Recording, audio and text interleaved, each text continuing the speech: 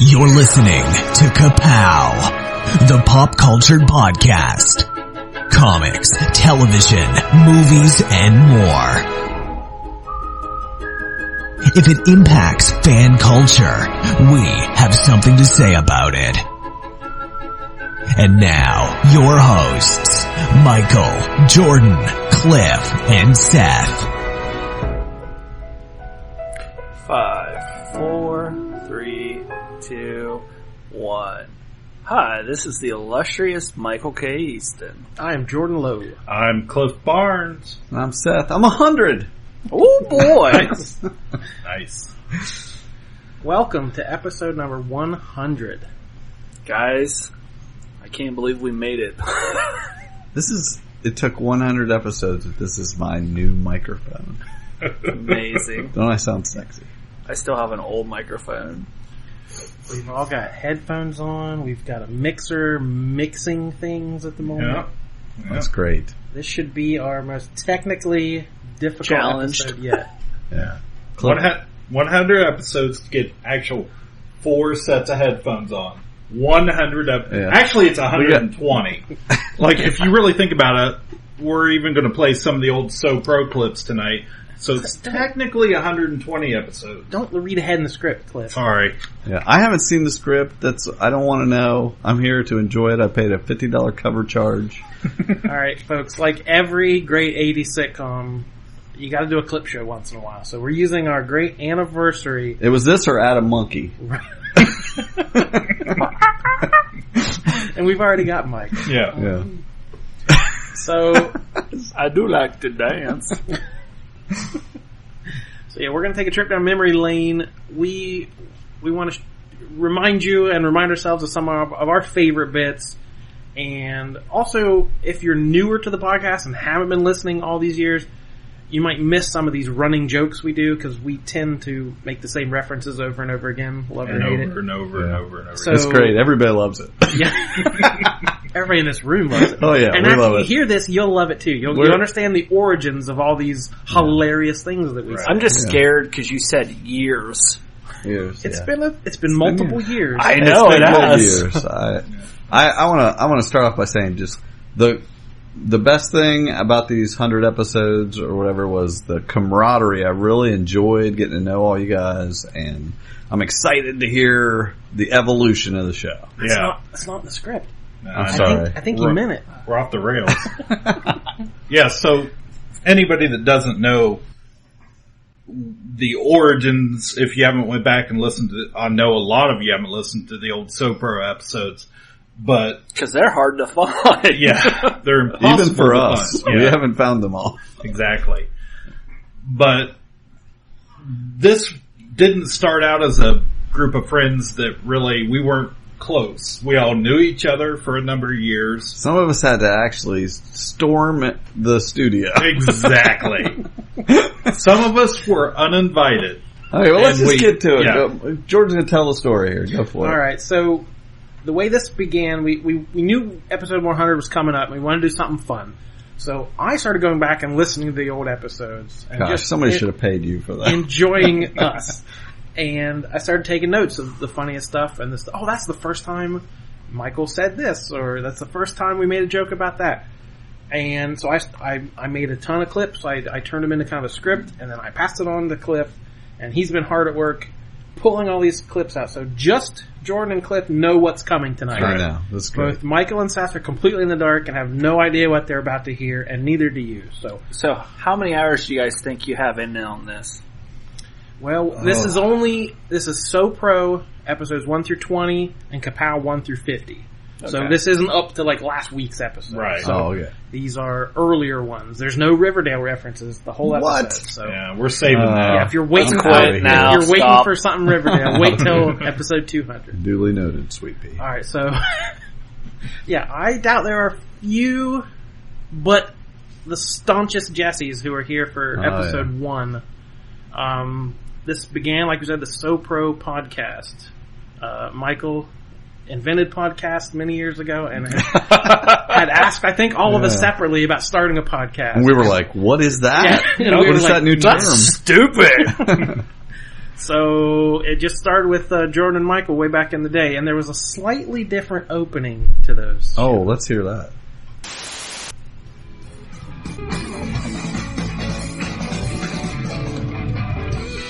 Hey, wanna have some fun? Sit back and relax with me as we listen to Michael K. Easton and Jordan Lowe on the So Pro podcast. My boys are so pro. Man. So Too bad that this lady- is Michael K. Easton, and you're listening to So Pro Here we go. Podcast. My name's Jordan Lowe, fearless co-host. He's got to be fearless when he's dealing with the Michael K. Easton. So what hour are we on here? And the attempt tonight. Well, we started at 8:30, and now I think it is 10:42. Yeah, we're pushing 11 p.m. All right. Like, anything else that has to do with computers, there were some glitches and some programs we had to install and download. Well, first of all, we're calling this episode 1. This is technically our first podcast, but it's not.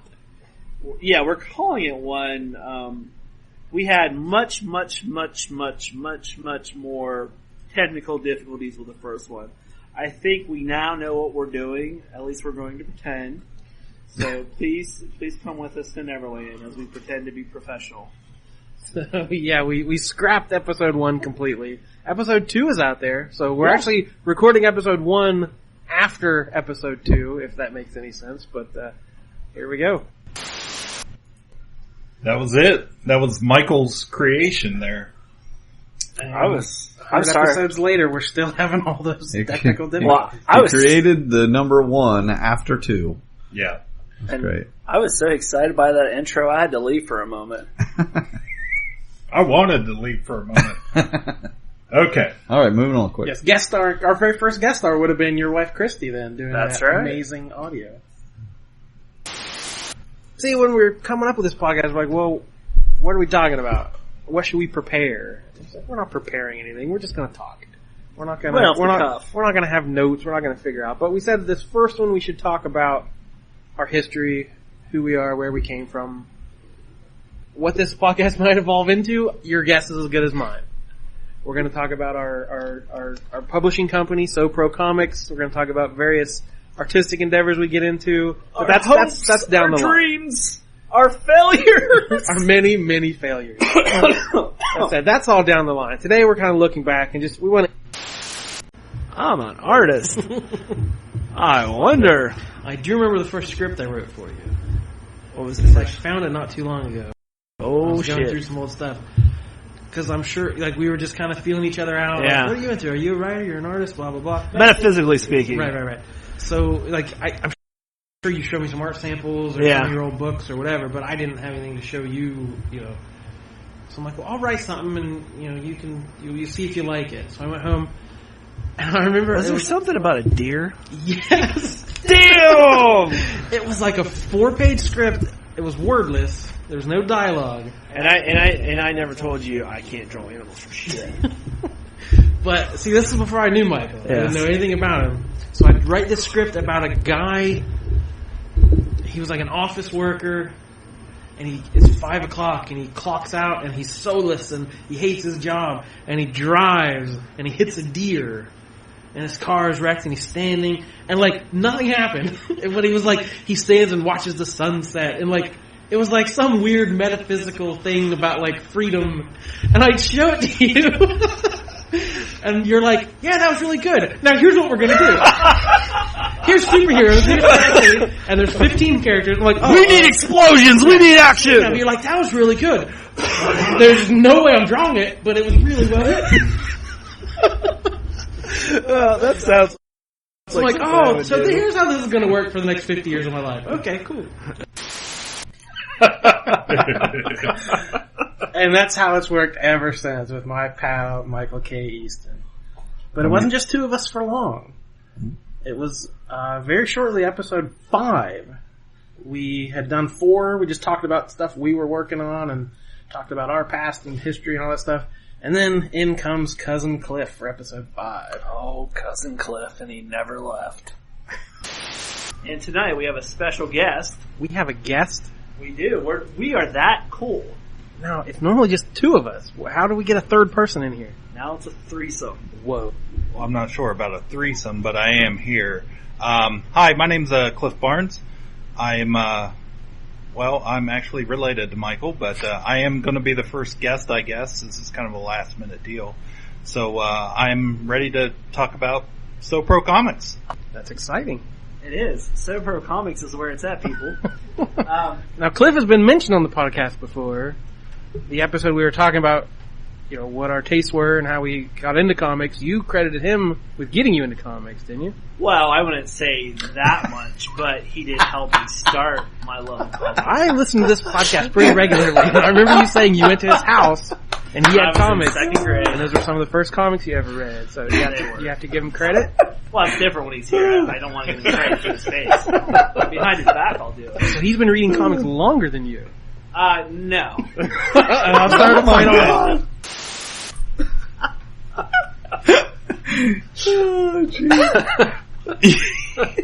Oh, that's totally me. I would never be able to give credit to anybody. I love that.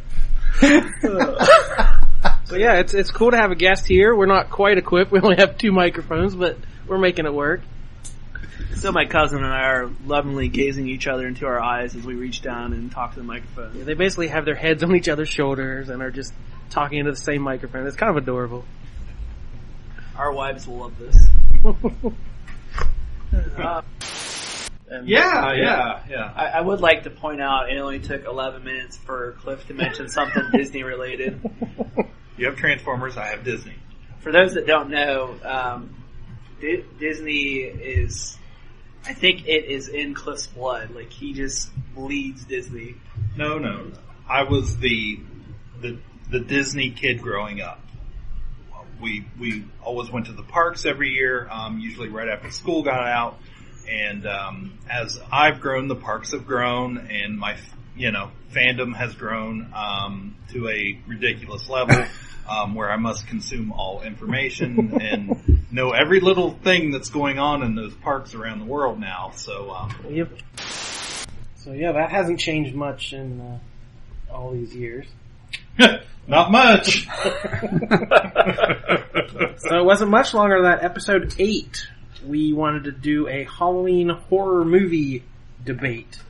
Ooh. And we brought in a few guests. One of those guests was our resident movie expert, Seth. Before he was the Poobah, he was just Seth. Hi, and you're listening to the So Pro podcast with the illustrious Michael K. Easton. And I'm Jordan Lowe. I'm Cliff Barnes. And tonight, I think we have a few more guests. Something's gone very, very wrong. Or very, very right. It's like the dirty half dozen. So, gentlemen, please introduce yourselves. I'm Logan Benoit. It's a pleasure to be back. Yeah. I'm Jared Lowe, brother of Jordan Lowe. I'm Seth Offenberger, disturbed by the sexy voice in the intro because that's my sister. And my wife. So we have a difference of opinion on that. So we are so popular, we have probably more guests right now than listeners. I think you've gathered all the listeners in one room. Twice. Yeah, so everyone out there, if you listen to this, you'll probably end up being a guest at some point. So thank you. It happened to me. It could happen to you. I'm glad all our listeners could join us tonight. To paraphrase Flight of the Conchords, you may have too many dorks on the dance floor. I love it. So, welcome all to this Friday night. Tomorrow is Halloween. Well, okay, I've seen like a bazillion movies. I was going to kind of go over some of them here. I feel like listening to last week's episode where we were previewing 2017, and I was like, I don't know what that is. I don't watch those movies. I've seen, I was telling these guys, I've seen like from 2016, as far as 2016 movies go, I've seen like 40 movies from 2016, and so yes, I've seen a lot of movies. I just haven't seen like some of the blockbusters. They don't appeal to me as much unless they're something superhero-y or Star Wars related. I just don't care about Independence Day. I don't care about Who balls did you hit for a room? I guess. Apparently. Yeah. There's going to be a big battle at the end, and even I'm going to go so far as to say there's going to be got to steal the plans to the Death Star, and ouch, yeah, I was not floored by that. So Crazy. I want to go. Excuse me, it didn't have subtitles. Yeah, well, there's one coming that I really want to see. It's got some subtitles in it, man. Anyway, I like to see a lot of independent movies, things, like a friend of mine has said, the difference between me and him, he will go to see, he wants to be a part of an adventure or escape reality, and I want to go cry. I want to feel something. I either want to be just sitting there with a grin on my face or, just be, made to feel a spectrum of emotions. I want to try out different movies, and That's exactly what I got out of Rogue One. Yeah. A spectrum that's of great. That's yeah, I don't mean to. You can get that from that, and people cried at that movie.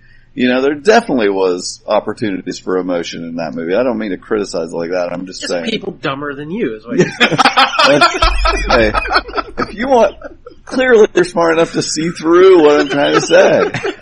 The plebeians beneath you may enjoy the rabble.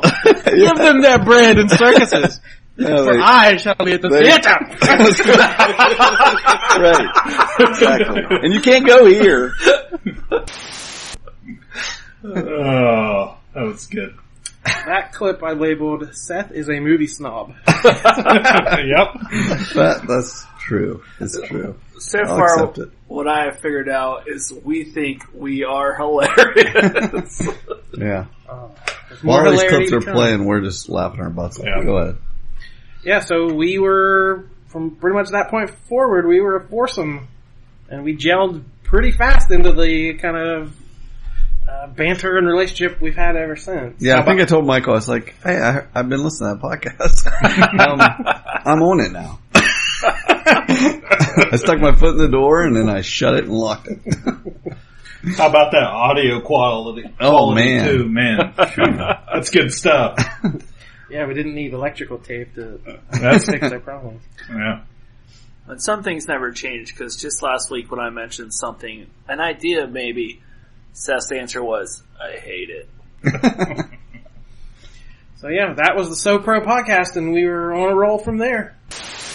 And basically, I think how we got this whole podcasting bug thing going was a little credit to Michael. Can you say that again? Michael has been wanting to do this for some time. He invented podcasts, if you ask him. Yes. Years ago, he had the idea. Yeah, I was in my tub reading a book that sliced my nipple and gave me this thought. That's like Doc Brown inventing the flux capacitor. But the good news is we are bringing a newbie in. I keep referring her to as my protege. Did you say Nubian? Nubian? Nubian?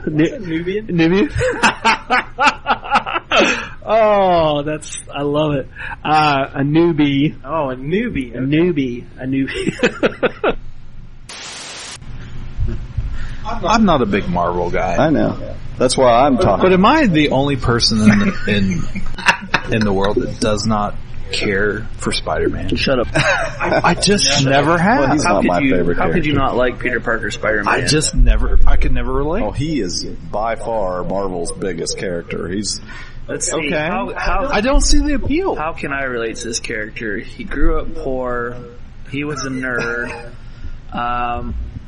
Didn't really interact with a lot of people, and then he puts on a mask and he fights supervillains, and he has all these snarky remarks. Do you relate to Spider-Man or Peter Parker?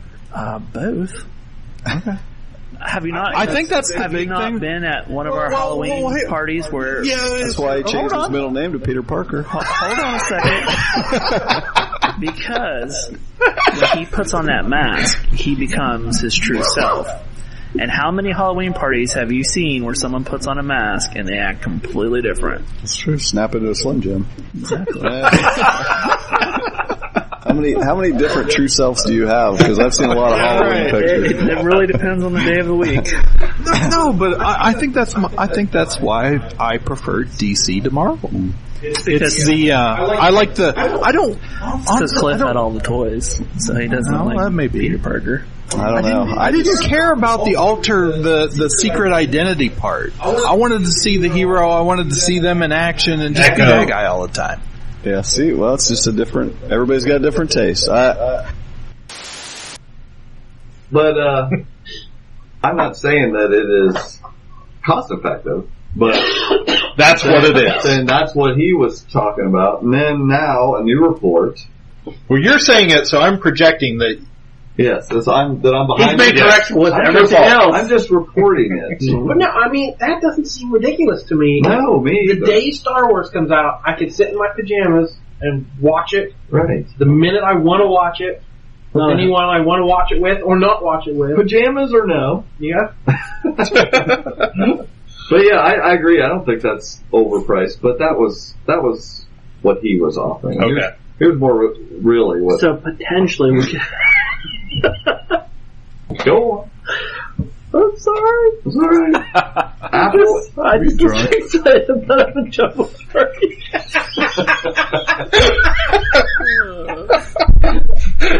I'm really gonna pajama party. I'm really gonna hate to listen to this episode, guys. Had a lot of the He-Man toys. Yes, you did. I feel a little disdain in my voice, like every time we bring up toys, because Cliff always had more toys than me. Bring back old jealousies. But I will say, on a really funny note, when we did live down in Florida, I was in first grade. I had, for one birthday, I got the kit car from Knight Rider, and it came with a Michael Knight figure. And here's the funny part about it was I was out in our yard digging, because I think we lived in a trailer park at that time, and I uncovered another Michael Knight figure in the dirt. Oh my god. True story. So that became the evil Michael Knight. I'm not lying here. That was like you from the future buried it, like so you as a kid would find it. Come along. Another toy that Mr. Cliff had. He had the freaking big giant Silver Hawk jet, the ship. Yeah. That he didn't even like. And I was like, but actually I can remember. Maybe we were just poor growing up because I can remember. Was when I lived down in Florida. They had Cartoon Network that we didn't get up here in Ohio till the early 90s. Oh yeah. And they had it down there, and I was like, what? A channel that plays cartoons 24/7? I was in heaven for a year. Yeah, they were always dug toys out of the trailer park. He'd come home after looking like a coal miner, just out hitting the toy mines. Yeah, a lot of those toys had an axe made out of cardboard.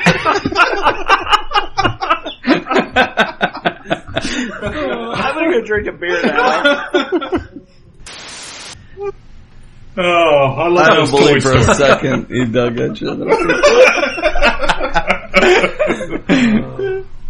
Yeah, I think we missed another sad part of that story. You talked about you had to make your own accessories for your toys out of cardboard. Yeah. Well, it wasn't even cardboard. It was like notebook paper. Notebook paper and Scotch tape. That was glue. So, yeah, it was. These are still some of our very early clips and stories. So it doesn't get better. So we could tell right away we were not just going to talk about SoPro Comics. That we were going to talk about pop culture and everything under the sun. So after 20 episodes, we needed to make a change, and that change became Ka-Pow, the pop culture podcast. I'm glad everybody's come back home. Yeah, so we've kind of taken this time off to kind of rearrange and kind of dissect what we're doing with this argue. Are you trying to say argue? He's coding his language to say we've been arguing. Yeah.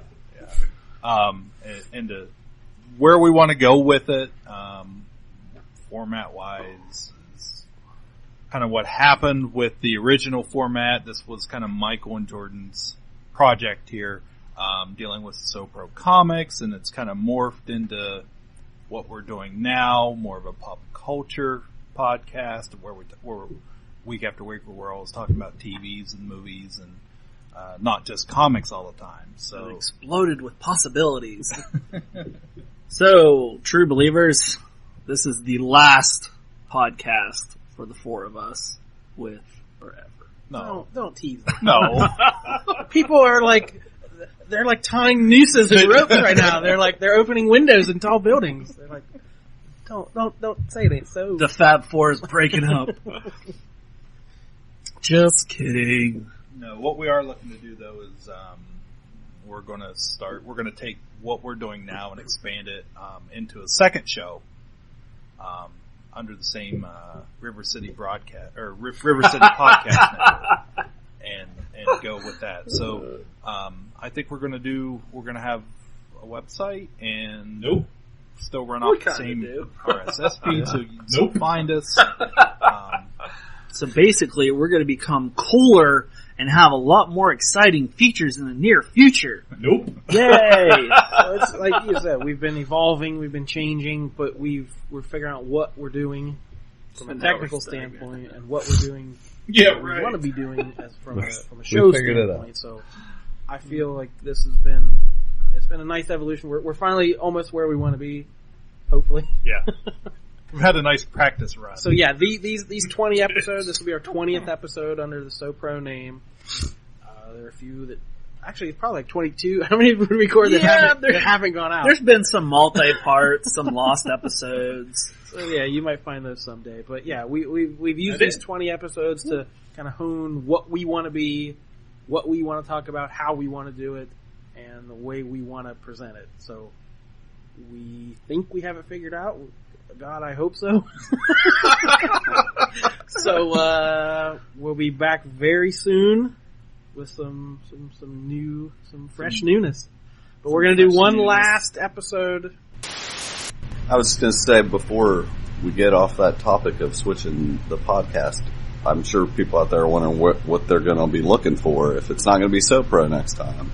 How are they going to find us? Well, see, the minute we say it, then it's like, I know. concrete. Are we all That's why afraid to say it. Are we all in agreement? We've changed the name 40 times, but we've never spoken it aloud. Yeah. See, it wasn't a democracy before with the So Pro, and now that there's with this new one, we're all equal partners in it. So we had to come up with a name, and it took a time or two. Or a month or two. We should have done a bracket. That would have been awesome. We should have done a bracket episode. Break it down. So who wants to do the honors? Go right ahead. I think we settled on the Ka-Pow podcast. It's Ka-Pow, the pop cultured podcast. Yeah, okay, that's how it went. Who's down with KPP? Yeah. That's right. You know me. So we hope you're down with KPP. Yeah, we'll definitely be looking for some of our vintage listeners. We'll have some T-shirts and some hats and some stickers and all kinds of fun stuff in the near future. Yes. Wow, we had big aspirations. We have magnets and shirts. We do have magnets. Yeah. Shirts available. That's true. Just happy to say that there's So Pro comics out there now. Yeah. I haven't even thought about that in a while. Of how long it took us to come up with the name. Oh, guys, Ka-Pow. if you could have seen the messenger that it we got went back a little and forth. hostile. Oh, it was crazy. It took me so long to convince them that Ka-Pow was what we were going to do. I thought the band was going to break up before we ever did our first episode. Yeah, that's true. So, you were going to continue on after episode 20 with So Pro? Still might. Still might. In literature format. Hope everybody's waiting. So yeah, we were off and running from there, and we've been Ka-Pow ever since. We've done now 100 episodes of Ka-Pow. So we didn't feel confined of what we had to talk about or what we should be talking about, and we just picked something from pop culture every week, multiple things, and just dove in. But like I said, we started talking about comics, our comics, and everyone else's comics, so that's always been our first love. We always go back to comics, and even if those comics have a complicated continuity. It's either that or it's her boyfriend comic. Her boyfriend comic? Yeah, if you go back to... As in The super horse? If you go back to the old continuity, pronunciations of Michael Lee. If you go back into the original continuity, she had a super horse named Comet, I do believe. I'm hoping I'm correct on the name. But in the... I wouldn't question it. But in the Peter David version of Supergirl that ran in, is it late 90s, early 2000s? Thereabouts. Yeah. They reintroduced that character, but it was kind of like a hybrid character that morphed into a human character that she dated. Oh, a horseman. Pet that turned human and then they dated? Well, it was just a new character that they introduced that was like from outer space, that was an alien, but he happened to be like a horse-human hybrid kind of character. If my memory serves me correctly. It doesn't always. Excellent. It sounds legit. Super Centaur. Yes. And hear the slash fiction being written as we speak. Good luck This is keeping the wrong episode for PG. Good luck keeping that continuity nudity together. Supergirl's half-horse boyfriend. That's on the regular show. Which half, though? Sexy James Olsen. I've got... Never mind. Please continue. Moving on. This is going to get very So- bad. Whatever the wizard is called, Shazam, come up with some... Oh, I did it. I dropped it. But please come up with a better name for Captain Marvel's character. The mother box.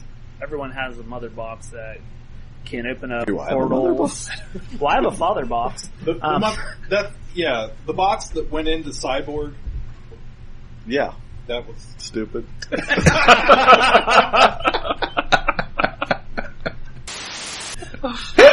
doesn't even matter. It's just these characters are now amalgams of movie, TV, video game, comic. They exist in a different dimension than they did. Oh yeah, we don't own them anymore. They're out there.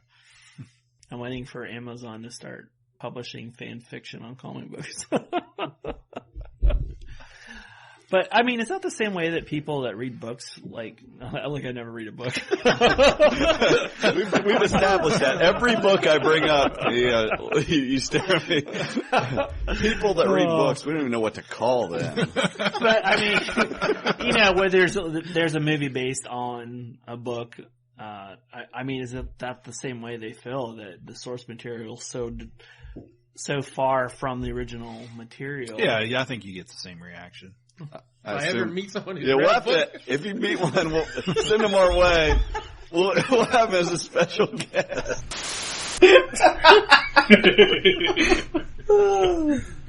Good stuff. I'm having a great time. And did we ever get a new name for Shazam?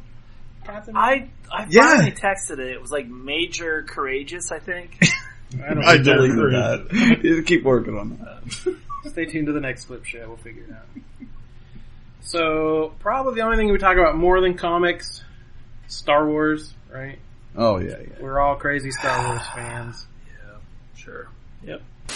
Probably. So we are going to get a little bit more background of him from the Clone Wars to pre-Rebellion in there. So I don't know. Dave Filoni has actually come out and said we may actually see this battle of Scarif again in the Rebel show as told by the Ghost Crew. Well, Dave Filoni said it. Well, who am I?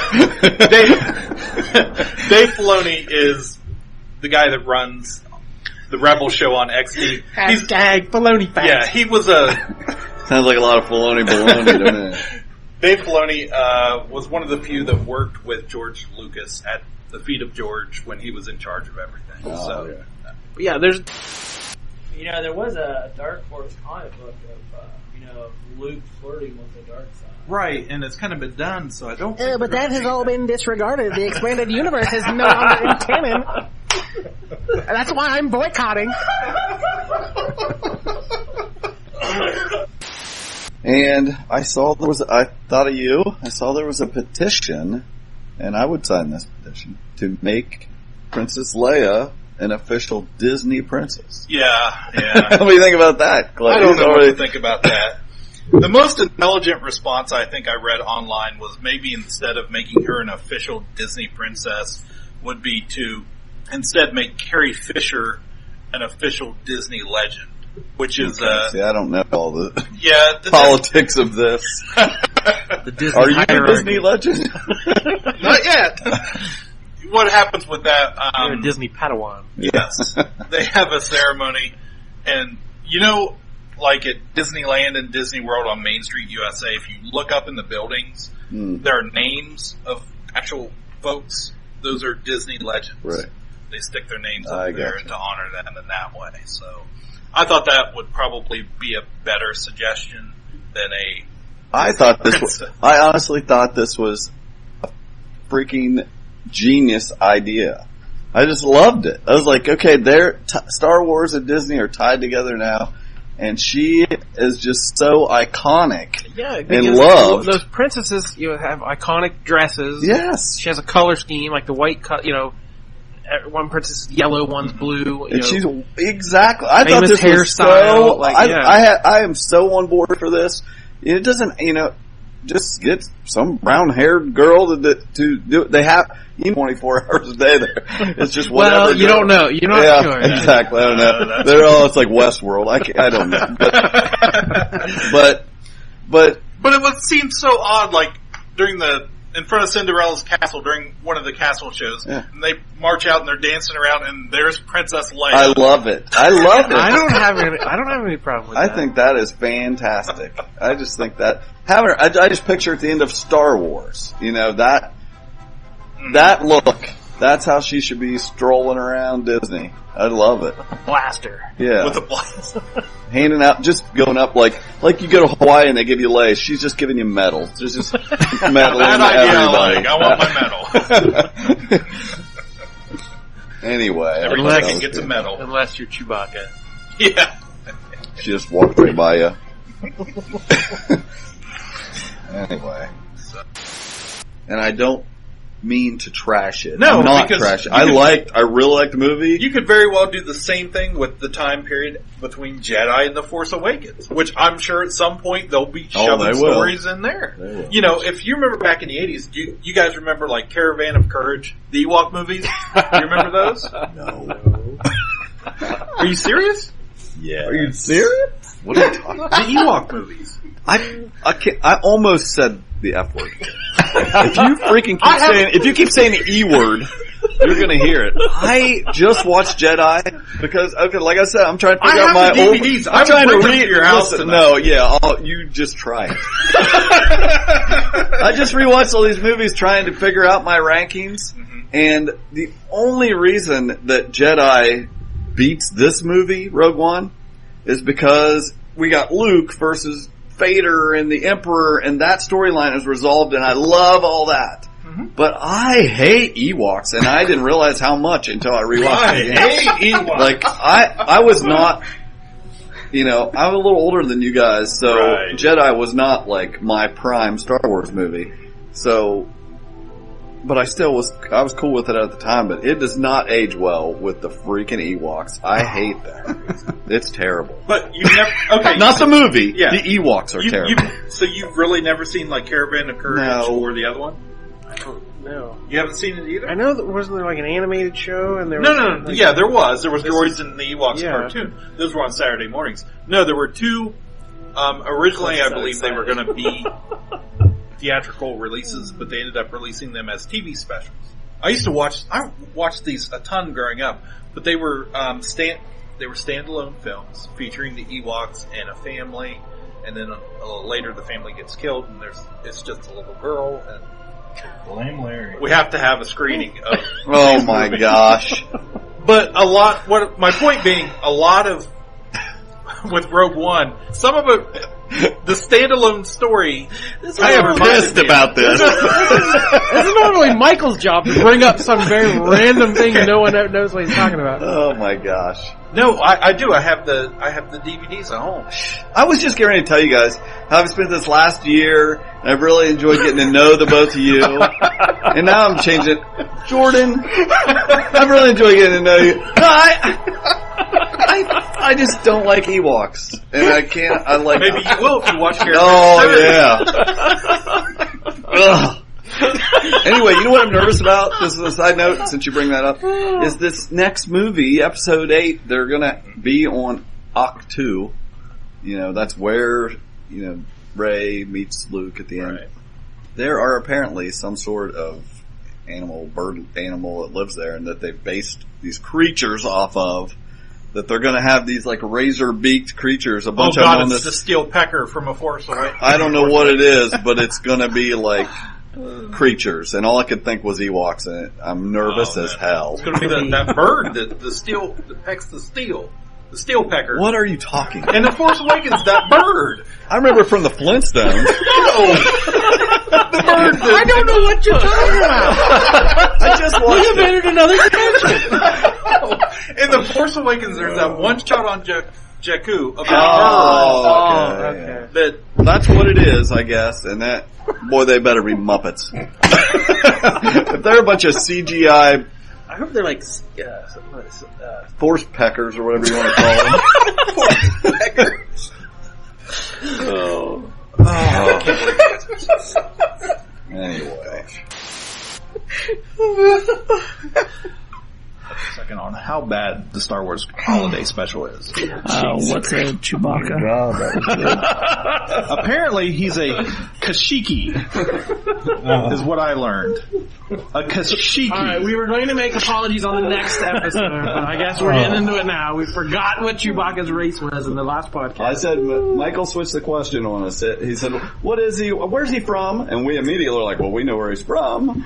And that's as far as we got. I blanked on the word Wookiee, so apparently Cliff's sitting at home listening to it. So, I'm screaming at myself as I listen to this thing, because honestly, like... And just for that reason, Cliff will never ever miss a podcast again. Well, honestly, if I can take it back here, like... To give a little history on the podcast, this is kind of Michael and Jordan's creation here. Michael, however, yes, has been kind of bugging me to do a podcast with him for about a year and a half. Like, all these different ideas and formats, and I was always kind of like, no, I don't know anything about podcasting. I don't, Still don't. And our show here, this is episode 14, or maybe 14 and 15, or 14 and 15 and 16, we're not sure yet. But I've been kind of, having this internal debate with myself, like, really, what am I doing here? What are you doing? I don't know. It's still, what are you doing here? We're still in our infancy on the show. We're still kind of, our format kind of sways back and forth week to week. But like Michael has this, he's the artist, the solid background to be here, this, all these projects he's done. They just pay me a compliment. Michael, this is getting weird. I don't know. Michael really has, he's kind of put this whole thing together for us. And Michael's grown up reading comics and has all this crazy knowledge. Seth is very much the same way. He's obviously a lifelong avid comic book reader, is always kind of grabbing the reins now, and he's, all this finger on pop culture stuff. And then Jordan's the writer. Jordan's very creative. Jordan owns his own comic book store. Like, what exactly am I doing here? Where do I even fit in here? I don't have all this stuff, that these guys are bringing to the table.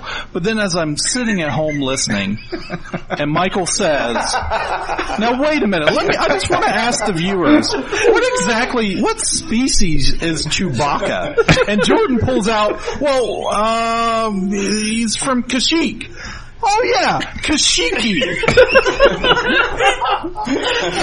And that's where I fit in. You are the Bumble. You have one.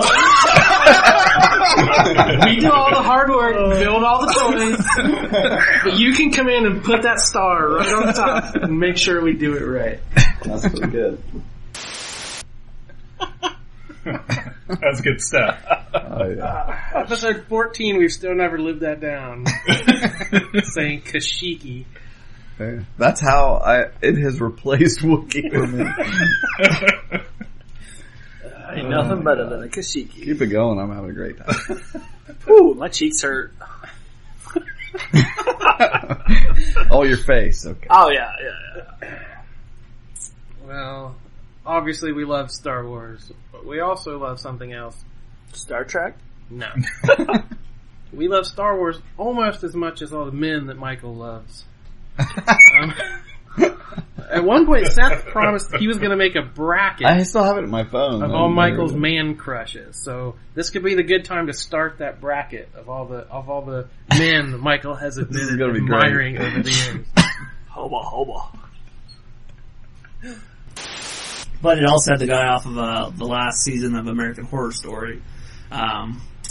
He's got some nice eyes. Oh, I'm adding to my own bracket, just so you know. Great. I'm gonna look at that guy's name. I've got a whole bracket. I seriously do of guys he has said is good looking.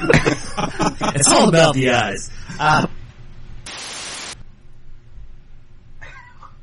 want to know what's going on with Adam's eyes. Like, if you ever look at Brandon Roth, which I do all the time. Now, I want to see how ripped Hugh Jackman is in this one, because every movie he plays Wolverine, he's more jacked than the previous version. Like, someone did. I am the stick pleasure seeker, the Grandmaster. I was going to say, what are you this week? I thought you were the Grandmaster. That's how Jeff Goldblum described his character this week. I thought you were going to say I was like, I like it.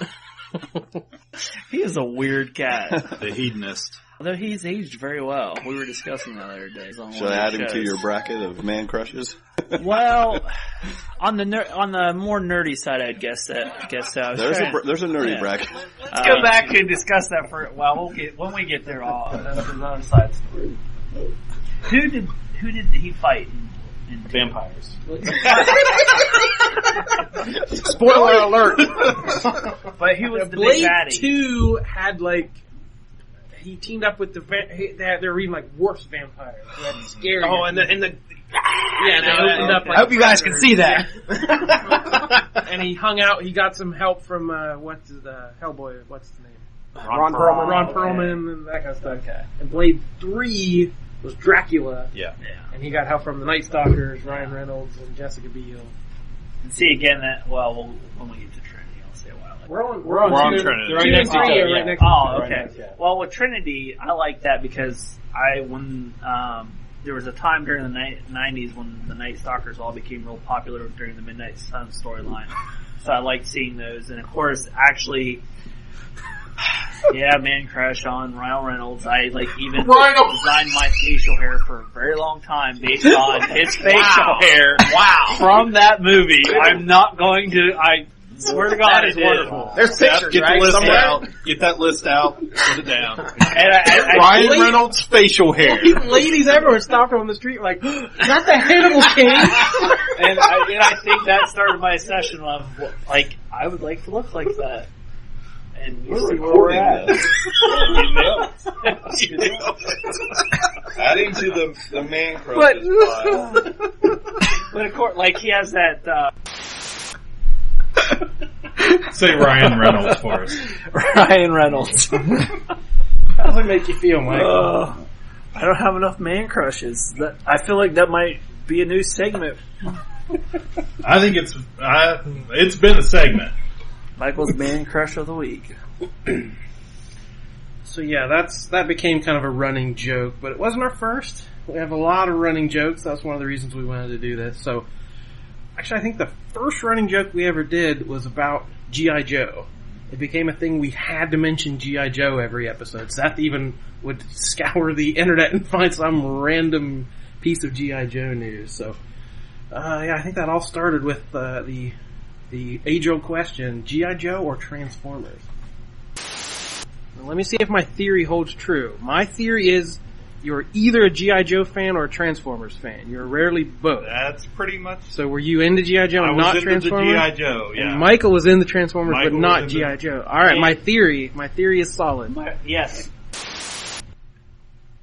Cool. What I find interesting with G.I. Joe and Transformers is Cobra Commander, Starscream, is voiced by the same guy. Basically, was the same character in each universe.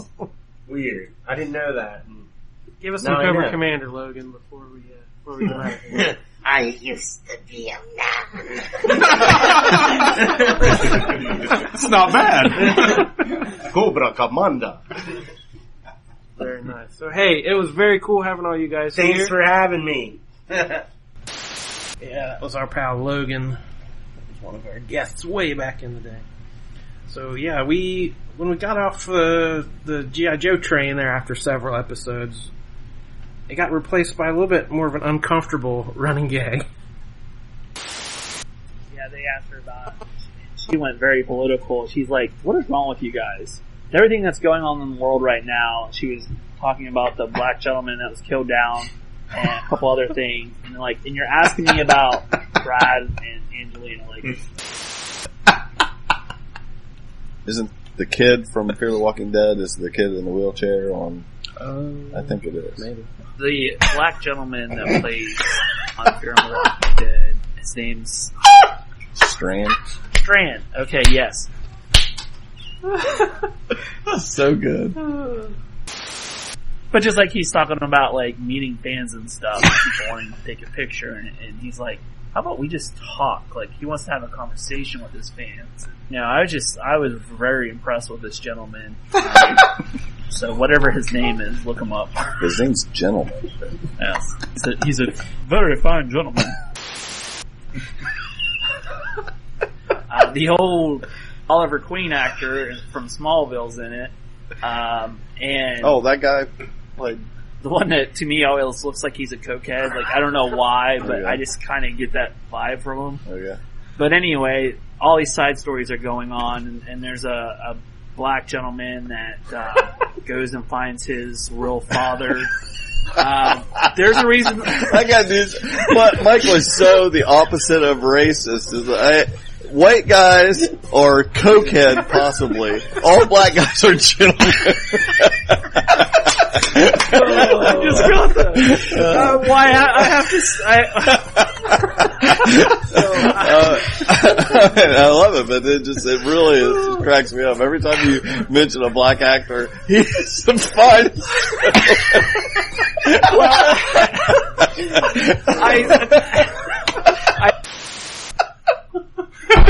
I've just been dying. I'm in tears. Oh my gosh. So that became a gag for many, many episodes. We still bring it out occasionally, but we tried to scale back on these gentlemen views. Something else you may not have known the origin of, well, we call our fans Jessies. And you may not know why. Well, you will now. What is our listeners call them? Marvel had. I thought of that. There is nothing rolls off the tongue. The Ka-Powers. The Ka-Powders. They're all white, dusted like that movie. Because I'm sure we have a very specific demographics that follow the show. I think they're named Jesse. Oh, you Jesse. That's what it is. I think we got the one. Jesse and Jesse's girl. That's perfect. From now on, any Ka-Pow fans are called Jessies. Thanks for listening, Jesse. And the Jessies. Jesse and the Jessies. I love it. I remember that well. So yeah, that was going out to our pal Jesse Starcher, one of the first people to really invest in us, and also a podcaster himself at the Source Material podcast. Yeah, this guy is solid gold, and he is a our number one fan. I love that he still listens. I think he feels obligated. I think he does. we really roped him in there. And we appreciate it, you know. Yeah. Always liking and sharing and evangelizing. What a great guy. And we also end every episode with a peculiar phrase that you might not know why. And I watched a documentary about, more just a real, following a comedy troupe, and these guys all have Asperger's. They're called Asperger's Are Us. It's on Netflix. Okay. It's not like the best thing I ever saw, but it was neat, and they were all, just watch them try to put together a comedy show, and they were, they all had, of course, their quirks, and they were entertaining. The one guy that was the best thing, I love this. Every time he says goodbye, he says goodbye forever. And he says, I don't know that I'm going to see you again. He'll say goodbye forever, see you tomorrow. and Michael just found out why we say that. I did. You may not have been in the room on that one. There's another thing we always tend to say whenever anyone mentions the man Robert Downey Jr. Oh, baby. Somebody has to bring up pastry.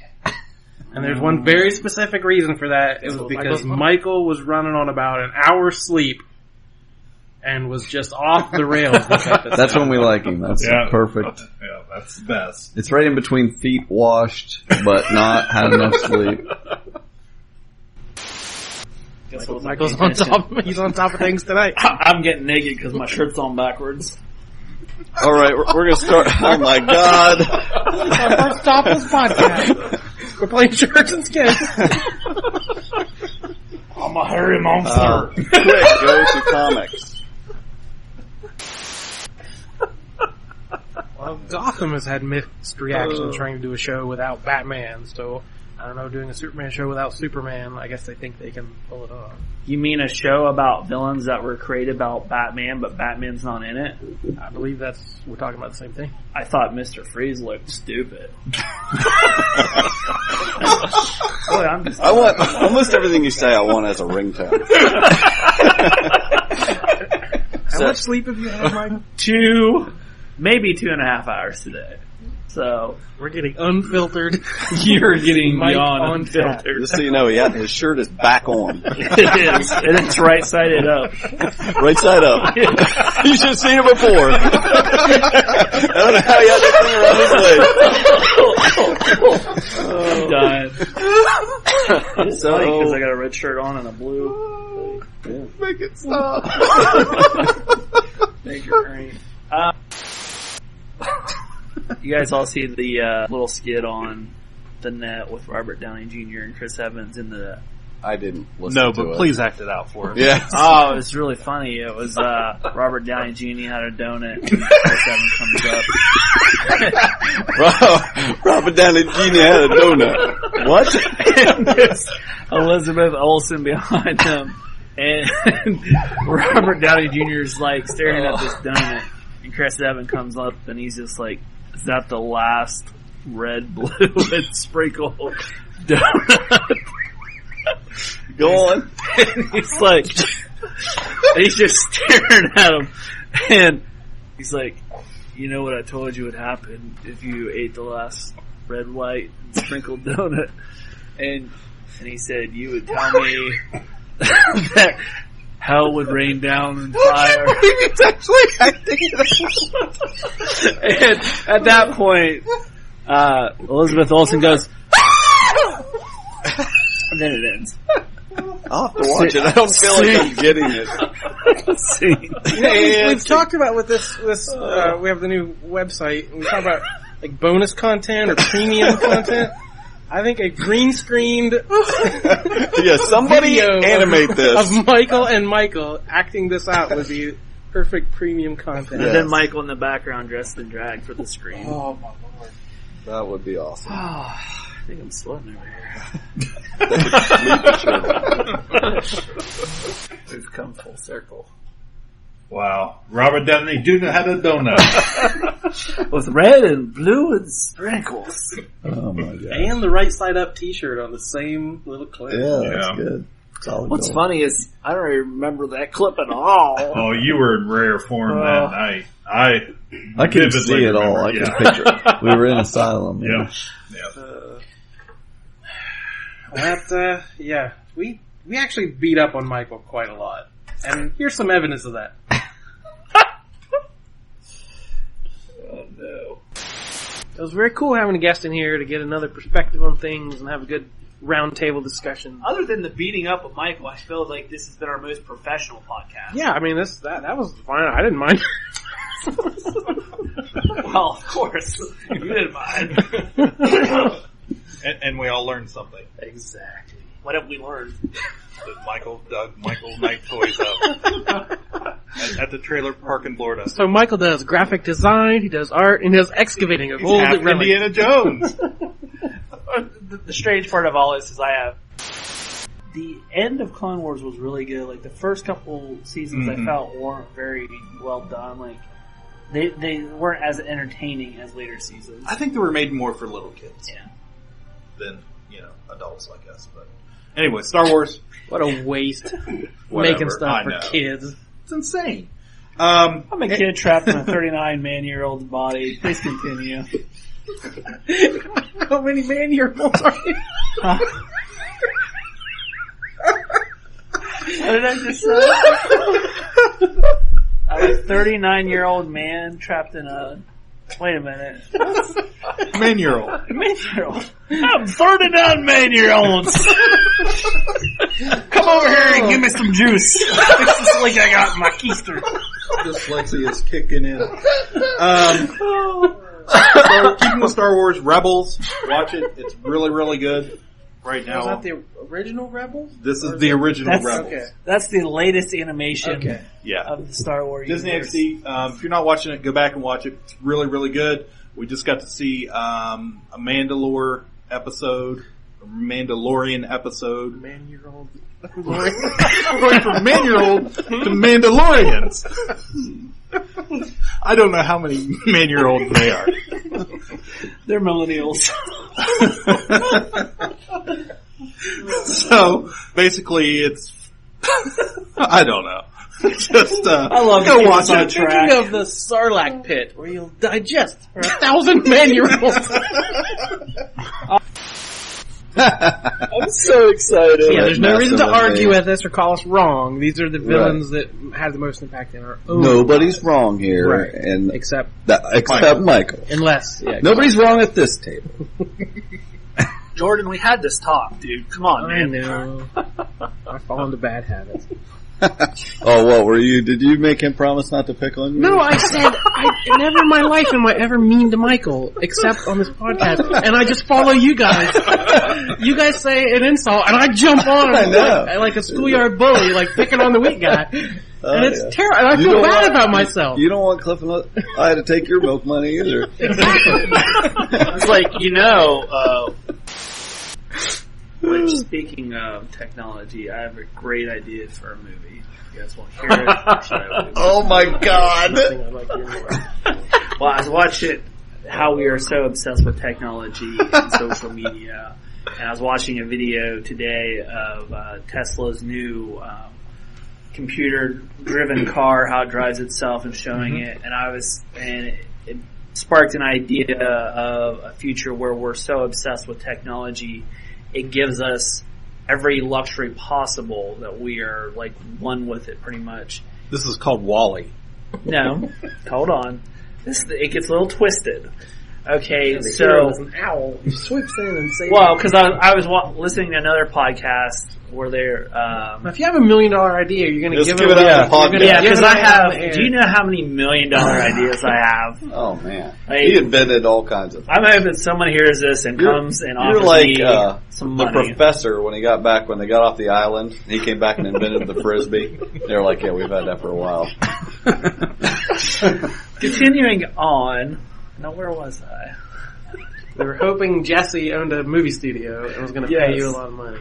But anyway, I was listening to another podcast and they're talking about a shadow government, and the idea would be like there's this shadow government that is actually technology, like a super type computer that's controlling and manipulating the human population for its own evil purposes. The Matrix. And people find... Sorry. Go on. Why did I'm glad this is my computer. You guys can do this without... He's getting pissed. But anyway, people find out and they're trying to bring out the truth. And it's actually, the technology is having humans kill these other people because they are so used to this luxury that they don't want to... It is the Matrix.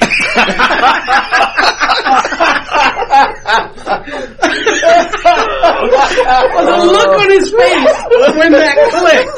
That is the best. Oh, that was heartbreaking. Oh, poor guy. He was just getting ready to tell us about the pills.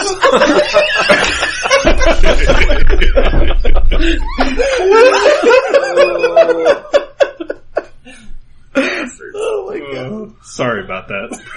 Jeez. Don't stop.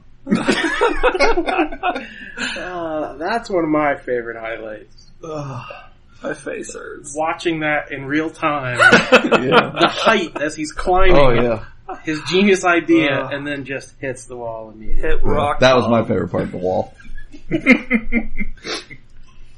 So guys, we did a villain podcast one time where we all picked the villains that had the biggest impact on us. And Cliff went straight to left field with different strokes. Oh my god. And the man who owned the bicycle shop. Now that clip, it was a little bit too long to throw in here, but Cliff talks ad nauseum about the very famous episode where he lures poor Dudley to the bicycle shop. This will give you nightmares. Gives him wine and gifts. My stomach And is then, turning again. of course, Michael has to tell a story about his childhood. This episode creeped me out as a Especially little as kid. watching it as a freaking child. Yes, on network primetime television.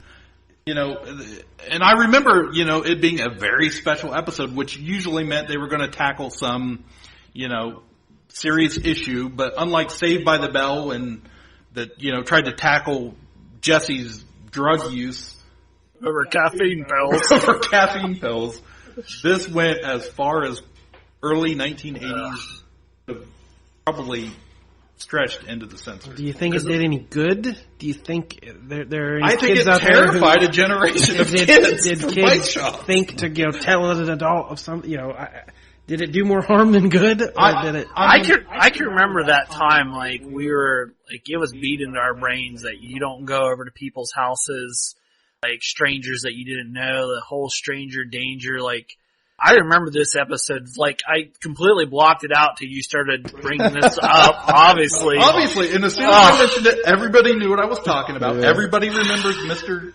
Horton. Up to this point in our lives, we thought all old people were nice, like, great people that take you to parks and, you know, give you, I don't know, hot dogs or whatever.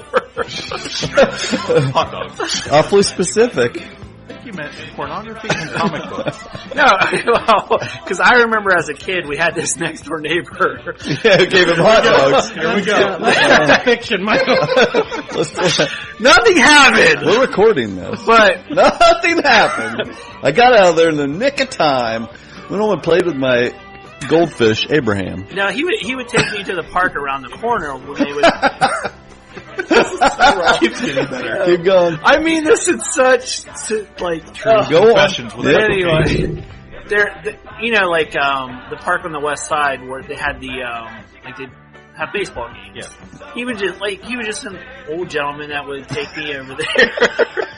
I give up. Let's move on. No, come on. So he brought his camera. We've given you every chance to get out of it. You're going now. Go on. What happened? But no, anyway, he I can't even finish this.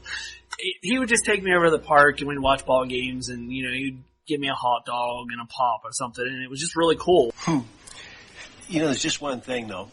Maybe it would be best if you didn't even mention, you know, that you came back here and that I gave you all this ice cream before dinner. Why don't we just make it our little secret?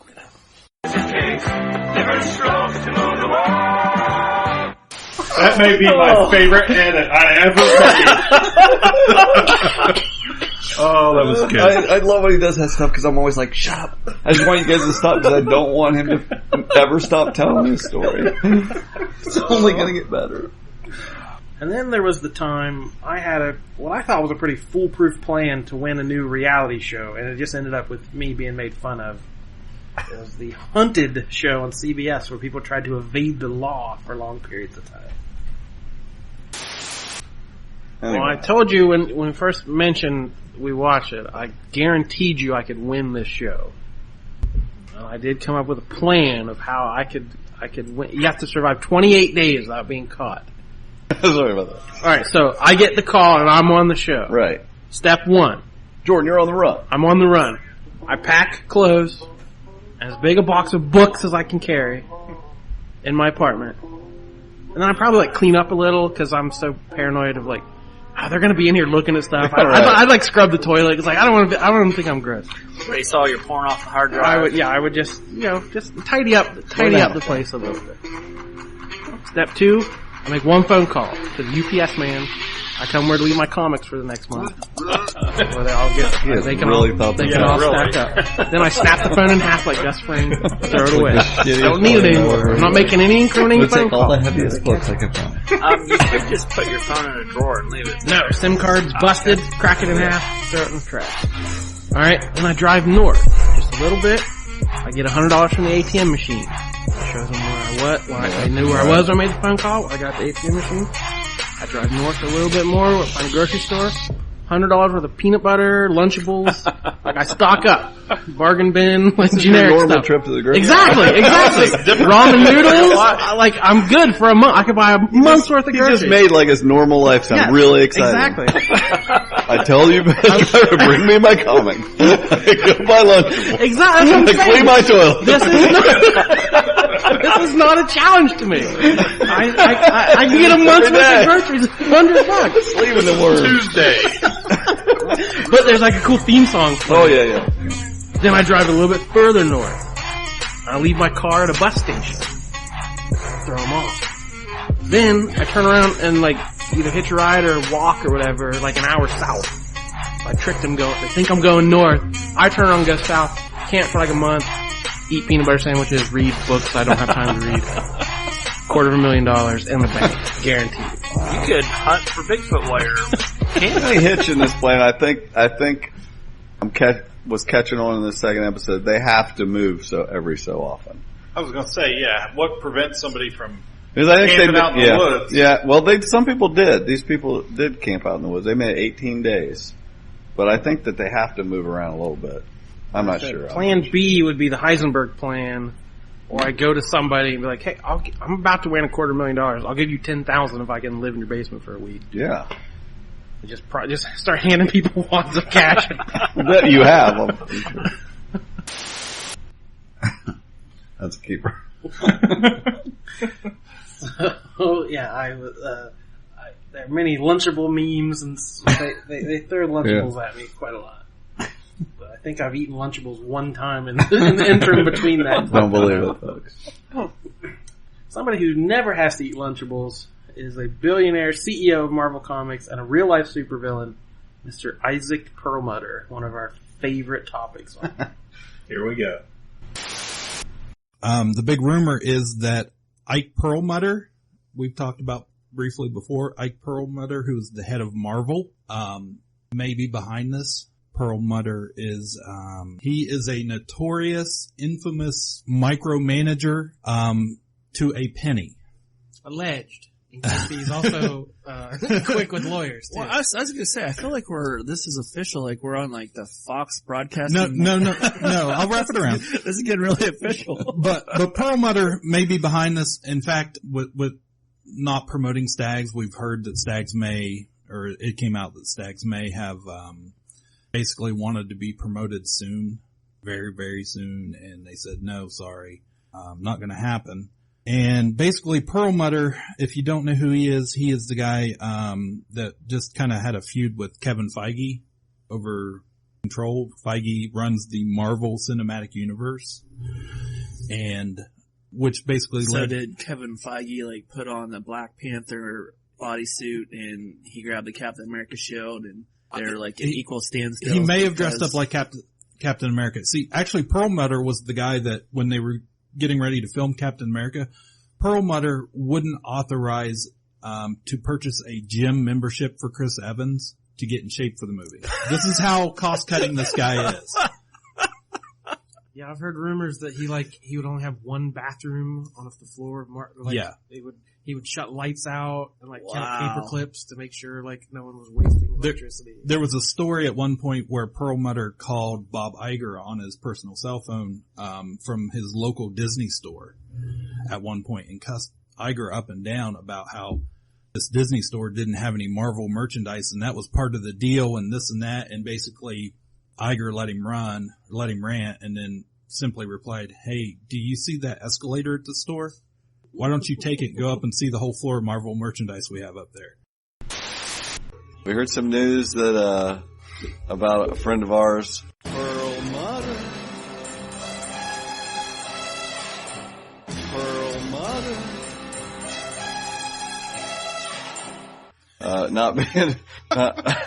Feige is not fit to shine Perlmutter's shoes. Who? Do you want me to sing it for you? I would love it. Perlmutter.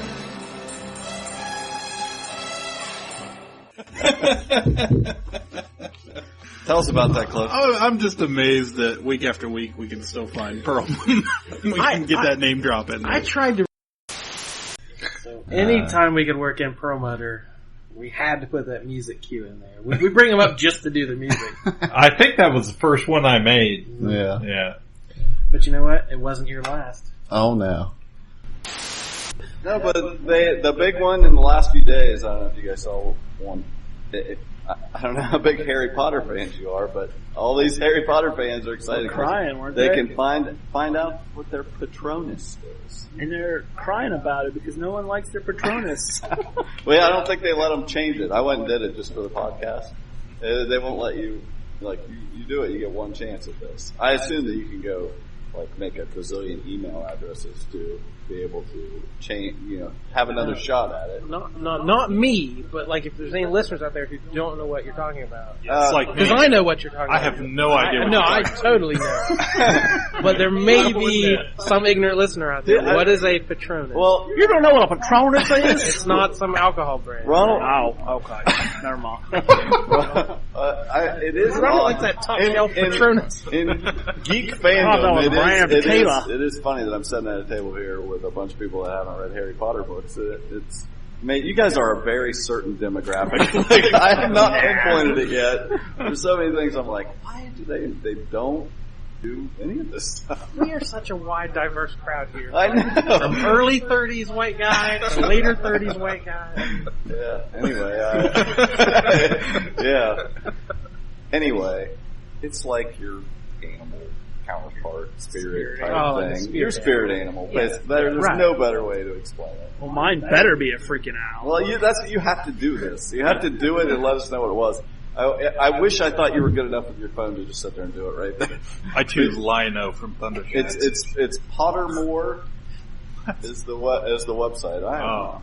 Anyway, you just go on there and put your name in an email and do it. But I'm a magpie. All I could think was Heckle and Jekyll. Oh, I like it. But in 10 minutes, Michael's gonna be like, "I got a rock." Yeah.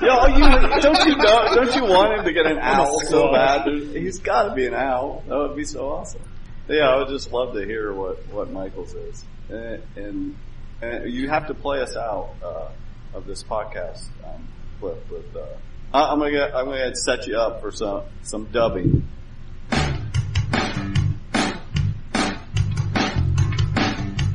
My Patronus.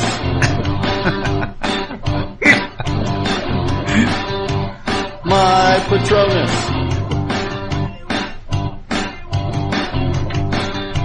My Patronus.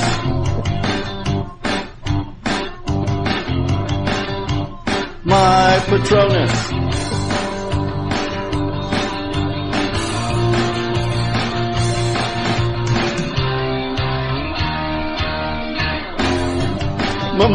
My Patronus. My Patronus.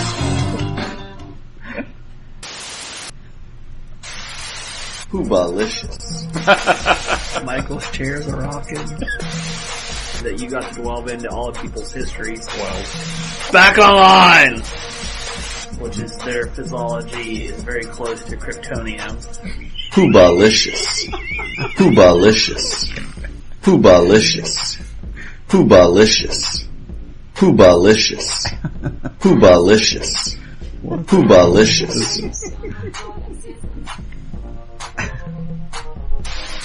Zoology is very close to Kryptonium.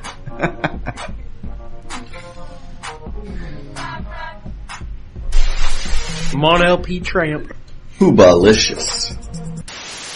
Pulled up my Amazon Prime, and I'm like, well, Hamilton's kind of been on my radar for a while, but I just haven't had time to get into it. So I discovered you can download or get on Prime, stream it, the entire Hamilton soundtrack. And so I listened to the whole thing, the entire 2-disc set, right there, straight through. And it was amazing. Awesome. Like, I'm a bit of a history buff anyways, I kind of always have, and I've always been a little fascinated being right here in the Mid-Ohio Valley with Aaron Burr and what happened at Blennerhassett Island and how he was trying to basically become the Emperor of Texas, more or less, was his big plan. And so anyways, How does that tie to our local area?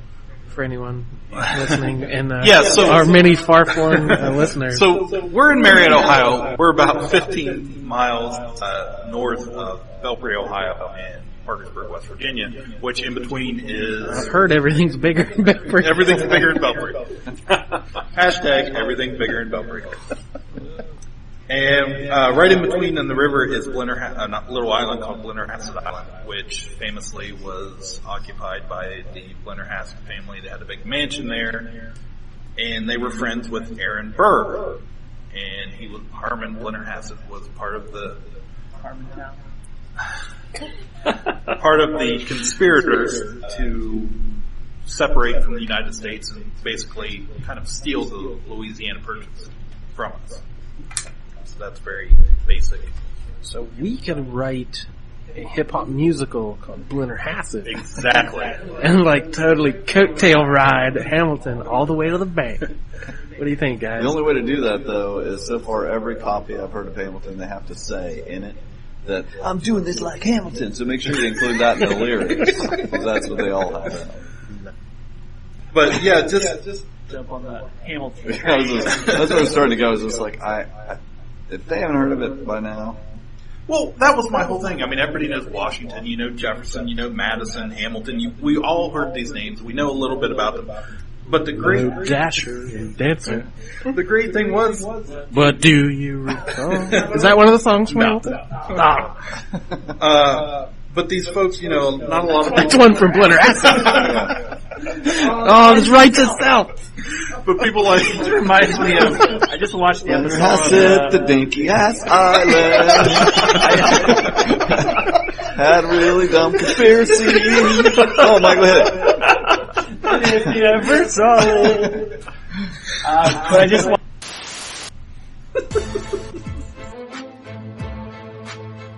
This is Blennerhassett Island. Down the mighty Ohio, a mile or three, right outside Parkersburg and Belpre, there's an island there where men are still free, where they tilled the land and cleared the trees. And then maybe just we're a little good county, but they know a thing or two about tyranny. This is Blennerhassett Island.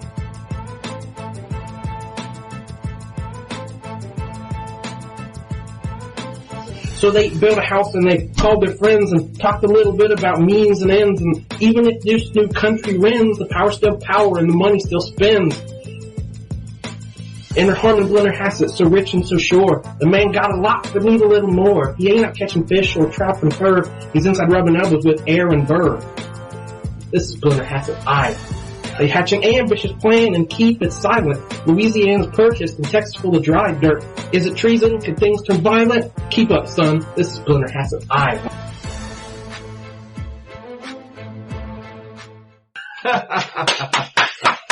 That's just burst into flames when he threw it. That was amazing. When Clem throws a beat down to that later. iTunes, baby. I think we just got our first bit of premium content. Yeah, that's all redacted from the beginning. People have to pay extra to hear that. Mm-hmm. That was amazing. That's my new ringtone. A lot of downtime in Asylum this week. Yeah, that took real brain power. Whew. I think we need to re-record that with our new equipment. Yeah, we got a lot of electrical tape now.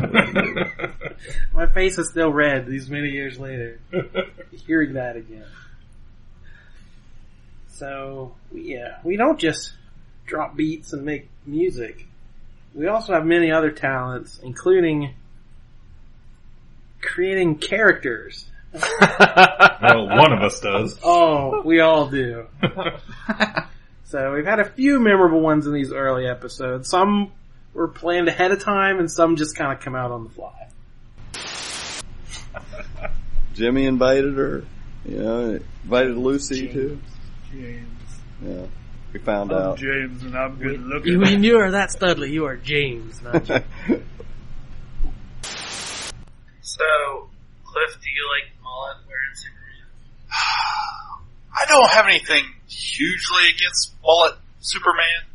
I wouldn't say it's my favorite, but it's he's got this time stamp on him. When you see that image, you know exactly where it's from. He's been working on it for a week. I've been waiting. I'm trying to set him up, but I don't know how it's going to work. Whoa. Now hold on there a minute, man. I'm mullet wearing Superman, and I am a man above the time. Let me tell you something.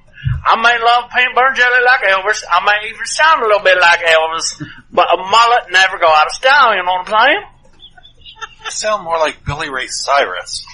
Well, he got a mullet too. You know, that works. I guess that works. You know, I grew up on a small farm. People think that I should have a metropolitan accent, but I really don't.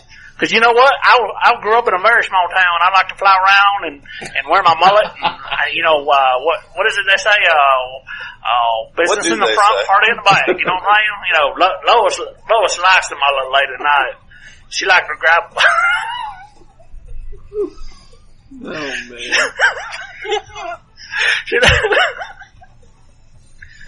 So what was why did you grow your hair out long? Was it just like the trauma of dying, or what? Well, what caused you to do that? I thought it was cool. You know, I liked Billy Ray Cyrus, and you know, I saw that, you know, it was just cool. You know, it was just cool.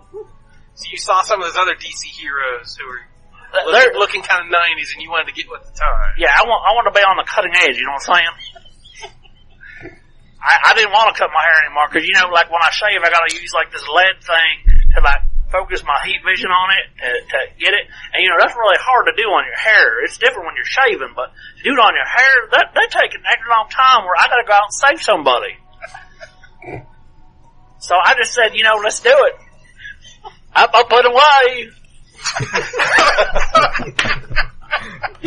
Up and away, y'all. Well, if anybody's got $1 billion to spend, it's George. What are we talking about? George Lucas is building a art museum. Mm-hmm.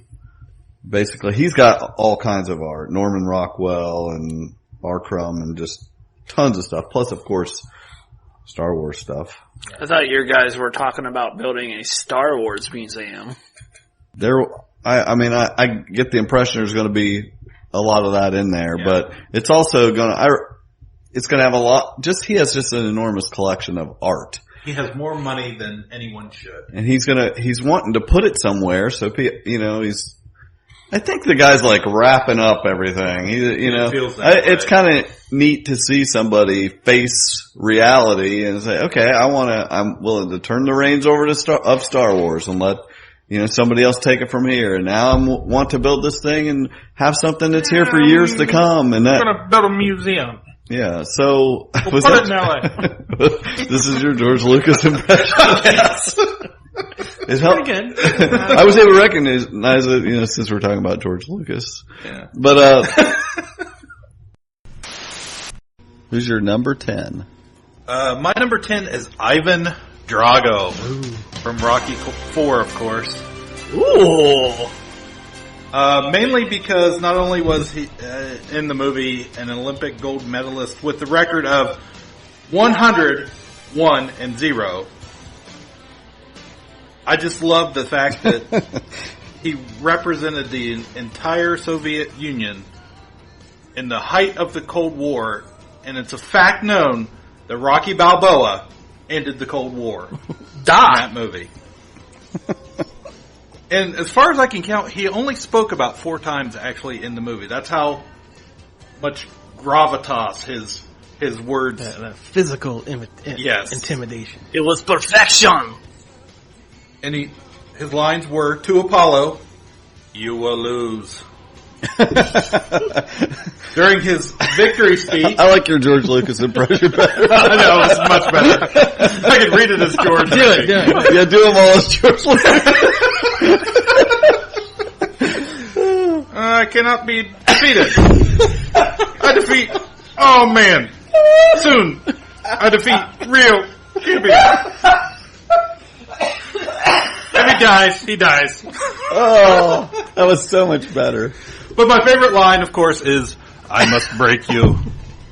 Oh my! That was not a planned impression. Sometimes they just come from inspiration. That magic place. But I don't think there's any character we have loved more or hated than the one and only Ronald P. Tramp. I'm Cliff Barnes. And I want to let you guys know that I brought a special guest tonight because evidently, unfortunately, Seth is sick home today. So I brought my friend. Everyone give a warm welcome to Ronald. Ronald, hey, what's up, Ronald? Hi, my name's Ronald, and I'm filling in for Seth, and I'm really super excited to be here. I can't believe my wife let me out of the house because usually she keeps a really eye on me, but she let me out tonight, and I'm really happy to be here with you guys filling in for Seth.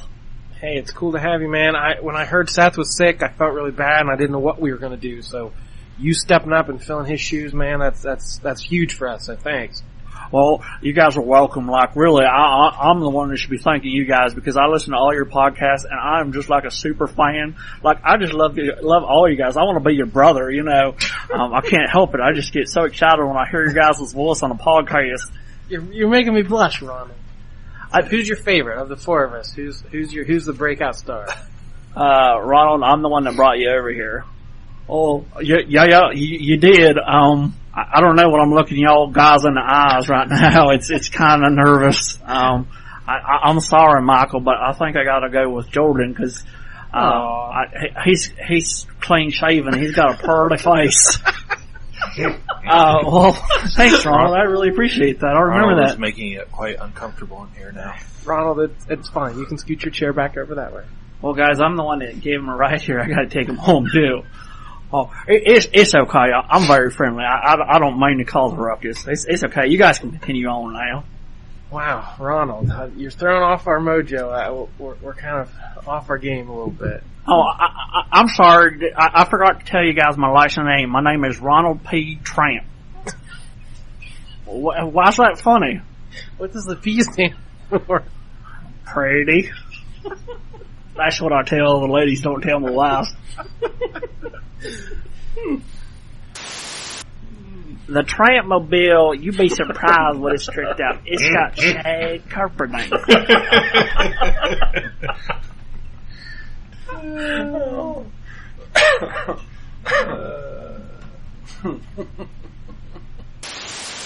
I might come off a bit redneckish, and don't belittle yourself. Maybe Michael. And some people, you know, they have different views, but I just gotta say, like, believe it or not, I'm very, very equality for everyone. Like, I don't care if you're an animal or vegetable. You are very indiscriminate. Like, if you are vegetable rights, man. I would not have expected it. Like, if you love your vegetables. I know the one's bestiality. What is it when you really love a vegetable? Vegan.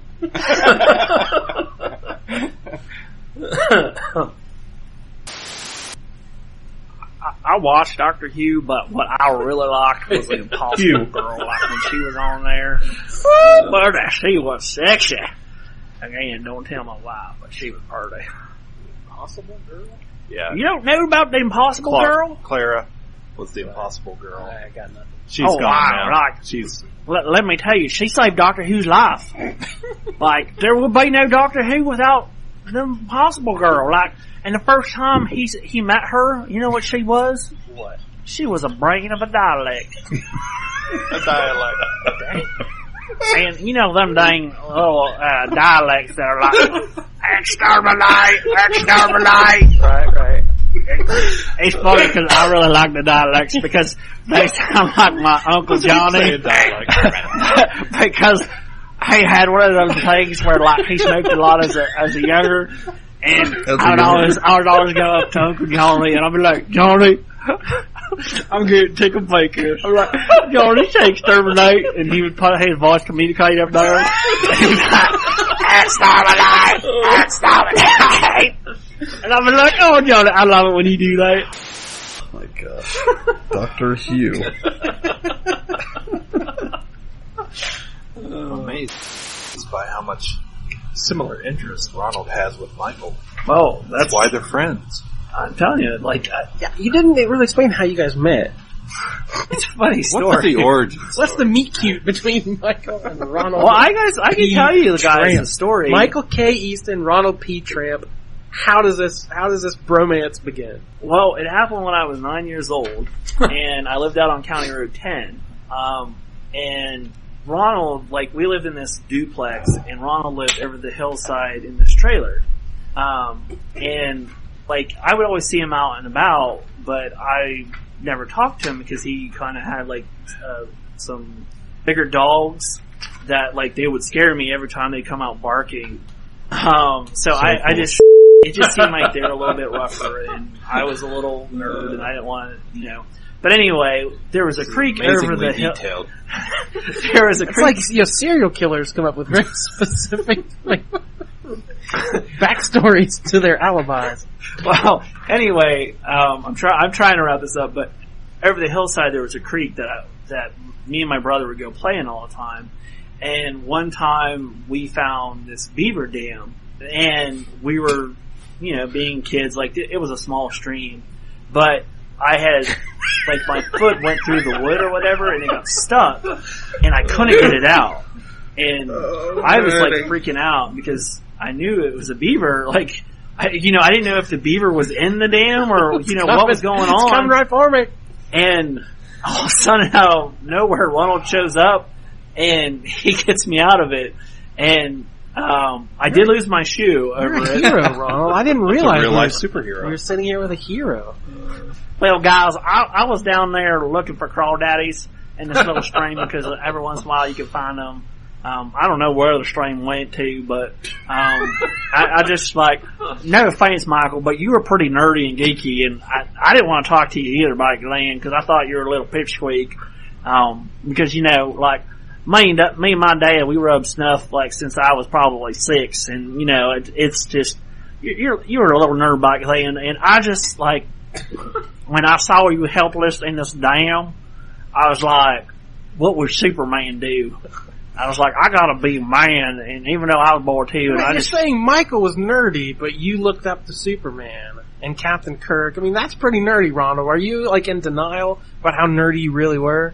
You won't go outside and fight. I'll show you how nerdy I am. I'll put Lefty and Righty up, and I'll show you how nerdy I am. Just because You're wearing a Flash Gordon shirt. I mean, Ronald, just be who you are. Don't be ashamed of being nerdy. Have you ever seen Flash Gordon's hairline? That is some beautiful purity blonde hair. How could you not want hair like that? Yeah, beautiful hair. I mean, back then I had a mullet. Of course you did. Well, we all did. That's true. But anyway, we're getting off track here. It's not like I saved his life. I mean, there was that one time I killed a 2-headed snake that was going to bite me, but that's another story for another time. But yeah, I saved him. Another weirdly detailed story for another time.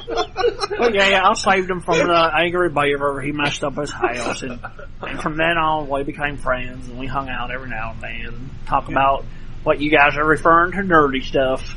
You gotta watch out for those angry beavers. Wow. So, yeah. Thanks, Ronald. Michael's getting a little teary-eyed remembering this traumatic moment from his childhood. Well, I don't know if I was... I do have another question. Yeah. Which dimension are we talking That's about? where I was gonna go. Are we in the... That explains the Beaver Creek and the two-headed snake.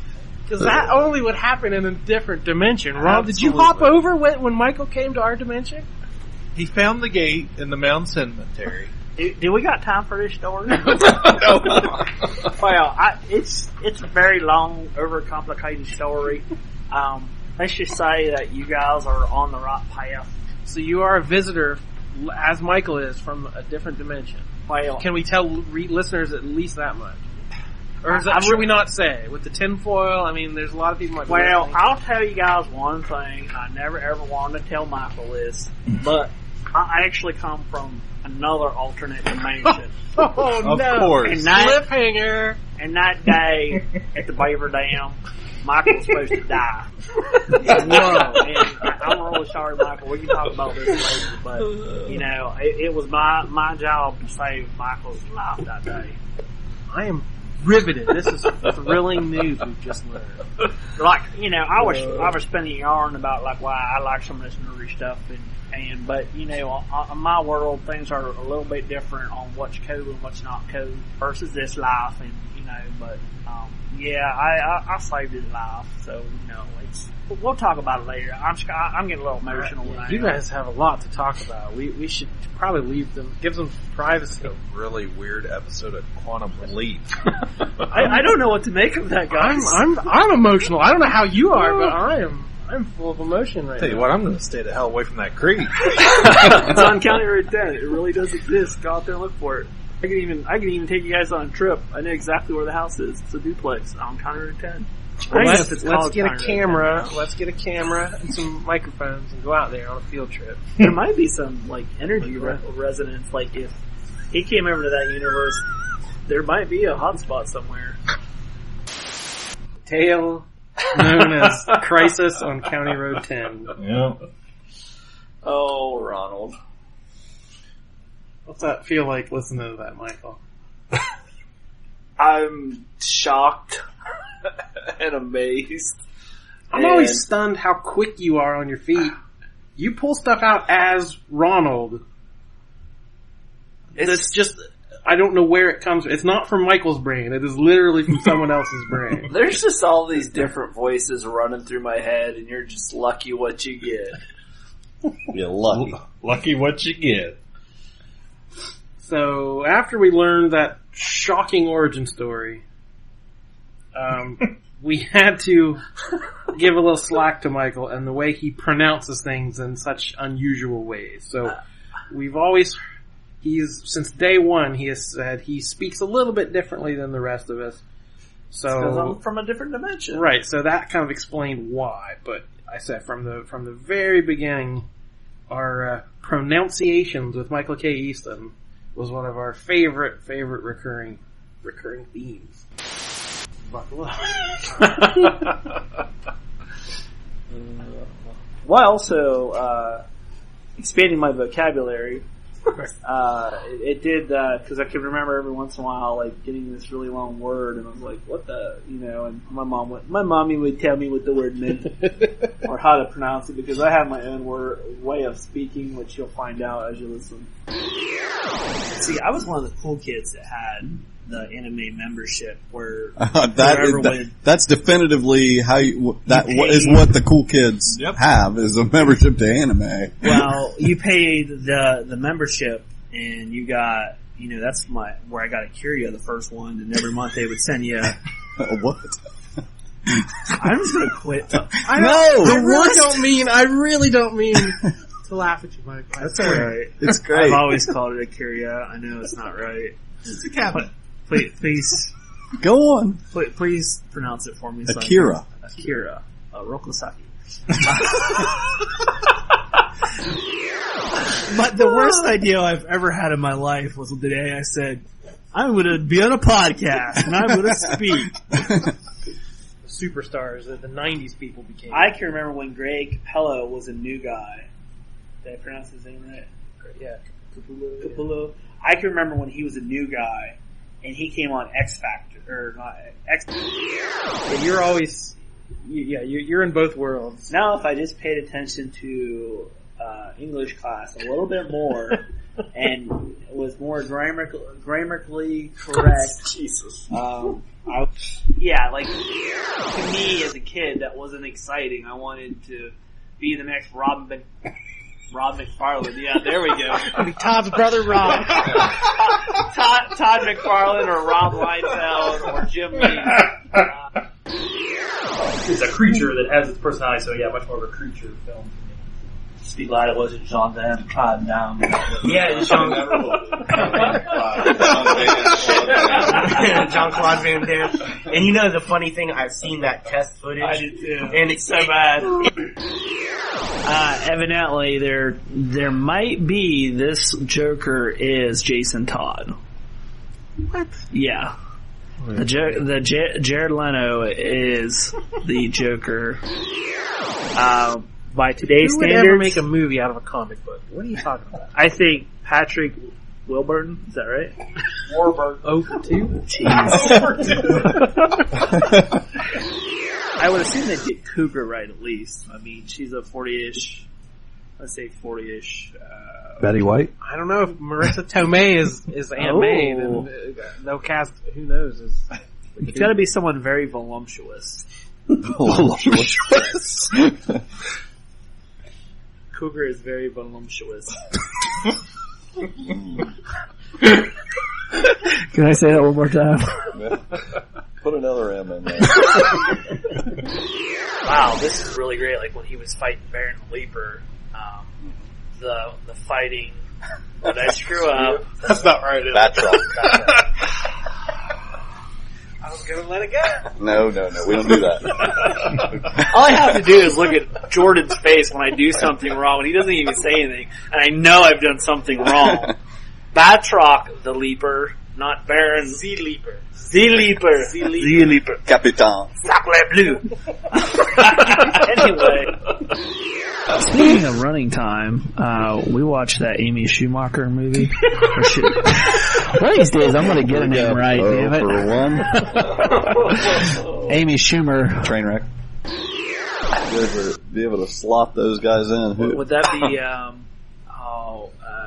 Joe, is it Joe Piscopo? Piscopo, yeah. Is that the Guy Gardner character? Yeah, that's what I thought when they were Joe Pesci. Or Joe Pesci. Oh, okay. Yeah. For clarity's sake. Yes. You know, I can't get anything right these days. I'm lucky to even think on a normal basis. Well, I would say that, The Family Man does have Jeremy Pivens in it. Go get him, Tiger. Did I get that name right? How many Jeremy Pivens are there? But my favorite part of that movie is with Keira Knightley. Keira Knightley, yes. What he's going to say? Please continue. Yeah, what he's going to talk about is... Michael, you move your mouth and Seth, you talk. Let me bend over first.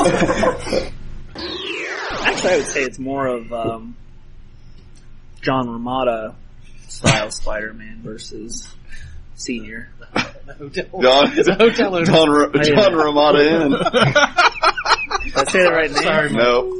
Who was I talking about? Romita. Romita. We're back, baby. Flying high in all cylinders.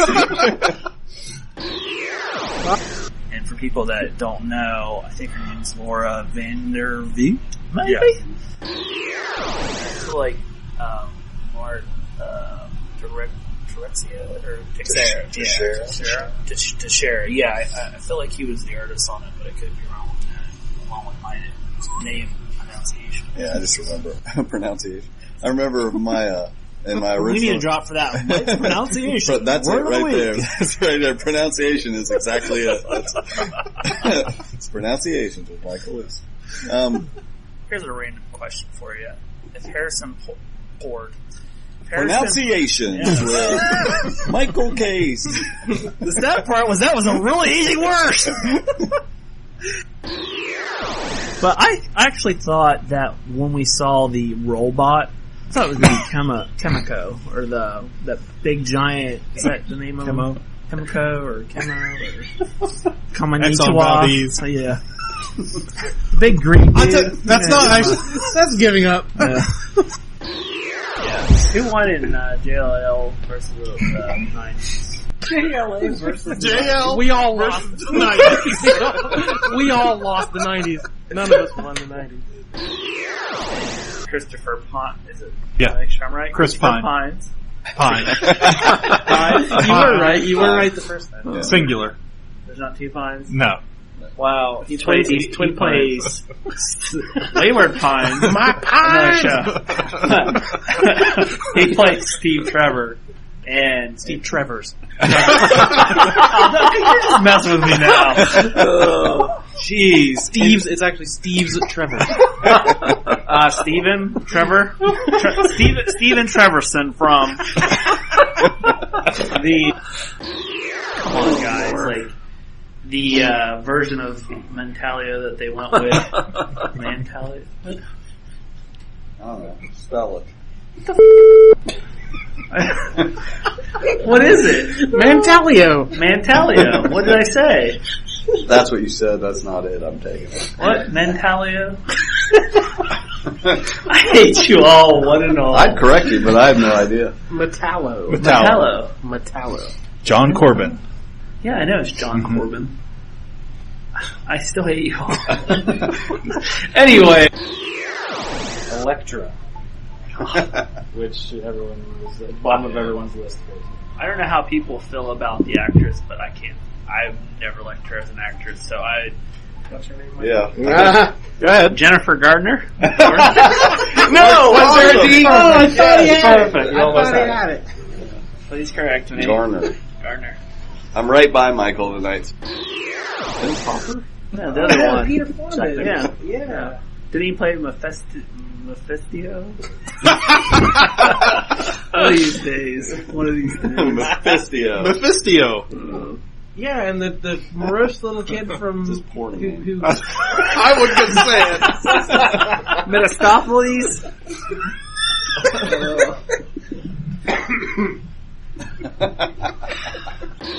I've been listening to World Z. What? Yeah. World Z. Is that what it is? That's a Brad Pitt movie. Try again. Book. No, the book. Yeah, Okay. World War Z. Oh, okay. Oh, Yeah. Okay. Oh, okay. That is a great book.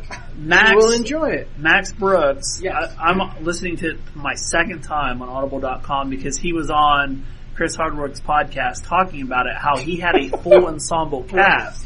I've never ever listened to an audiobook that has done this. It's like an old radio show. Yeah, he's got Henry Rollins as one of the characters. Alan the guy from MASH. That's that right there. Is it Alan Rickman? Am I right on that? No, he's dead. Alan Alden. He's on there. Now we're bringing it all back. Buzz Aldrin. Just keep saying names. But anyway, I think that has to do with him being the king of Wakanda. Yeah, it must just be that. Because in the mythos, you can challenge whoever the king of Wakanda is to be the king. You have to fight him. And you gotta beat the king. That's right. Exactly. Yeah, I know what you like that. Wakanda. She waited on me at Burger King. You know, guys, one of these days, this is going to get really freaking old. I got news for you, Michael. This is the show. This is why people come back. This is the trust me, you're the favorite. You're the star. The lovable loser, that's what is selling this show. What you guys don't understand is when I was a little kid, I read a bunch of comics. No one could help me with these words, so I just made them up as I went along, and that's how I hear them, okay? Well, it's great. What is it? We all get to hear it like that too. What is it? Wakanda. What am I saying? Wakanda. Shaniqua. Moving on.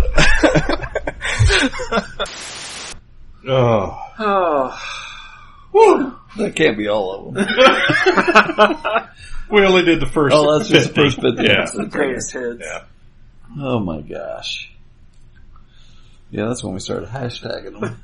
I'm speechless. Yeah, we didn't do hashtags till way later in the game. Yeah.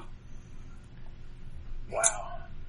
Is that it? No. No, alright. Let's keep rolling. That was all the pronunciations. Oh, good, yeah. So every clip show from now on will have that section, Yeah. I am sure. Because Michael is the star of our show. There's still a ton more. Let's just do more clips. Go, Cliff, go.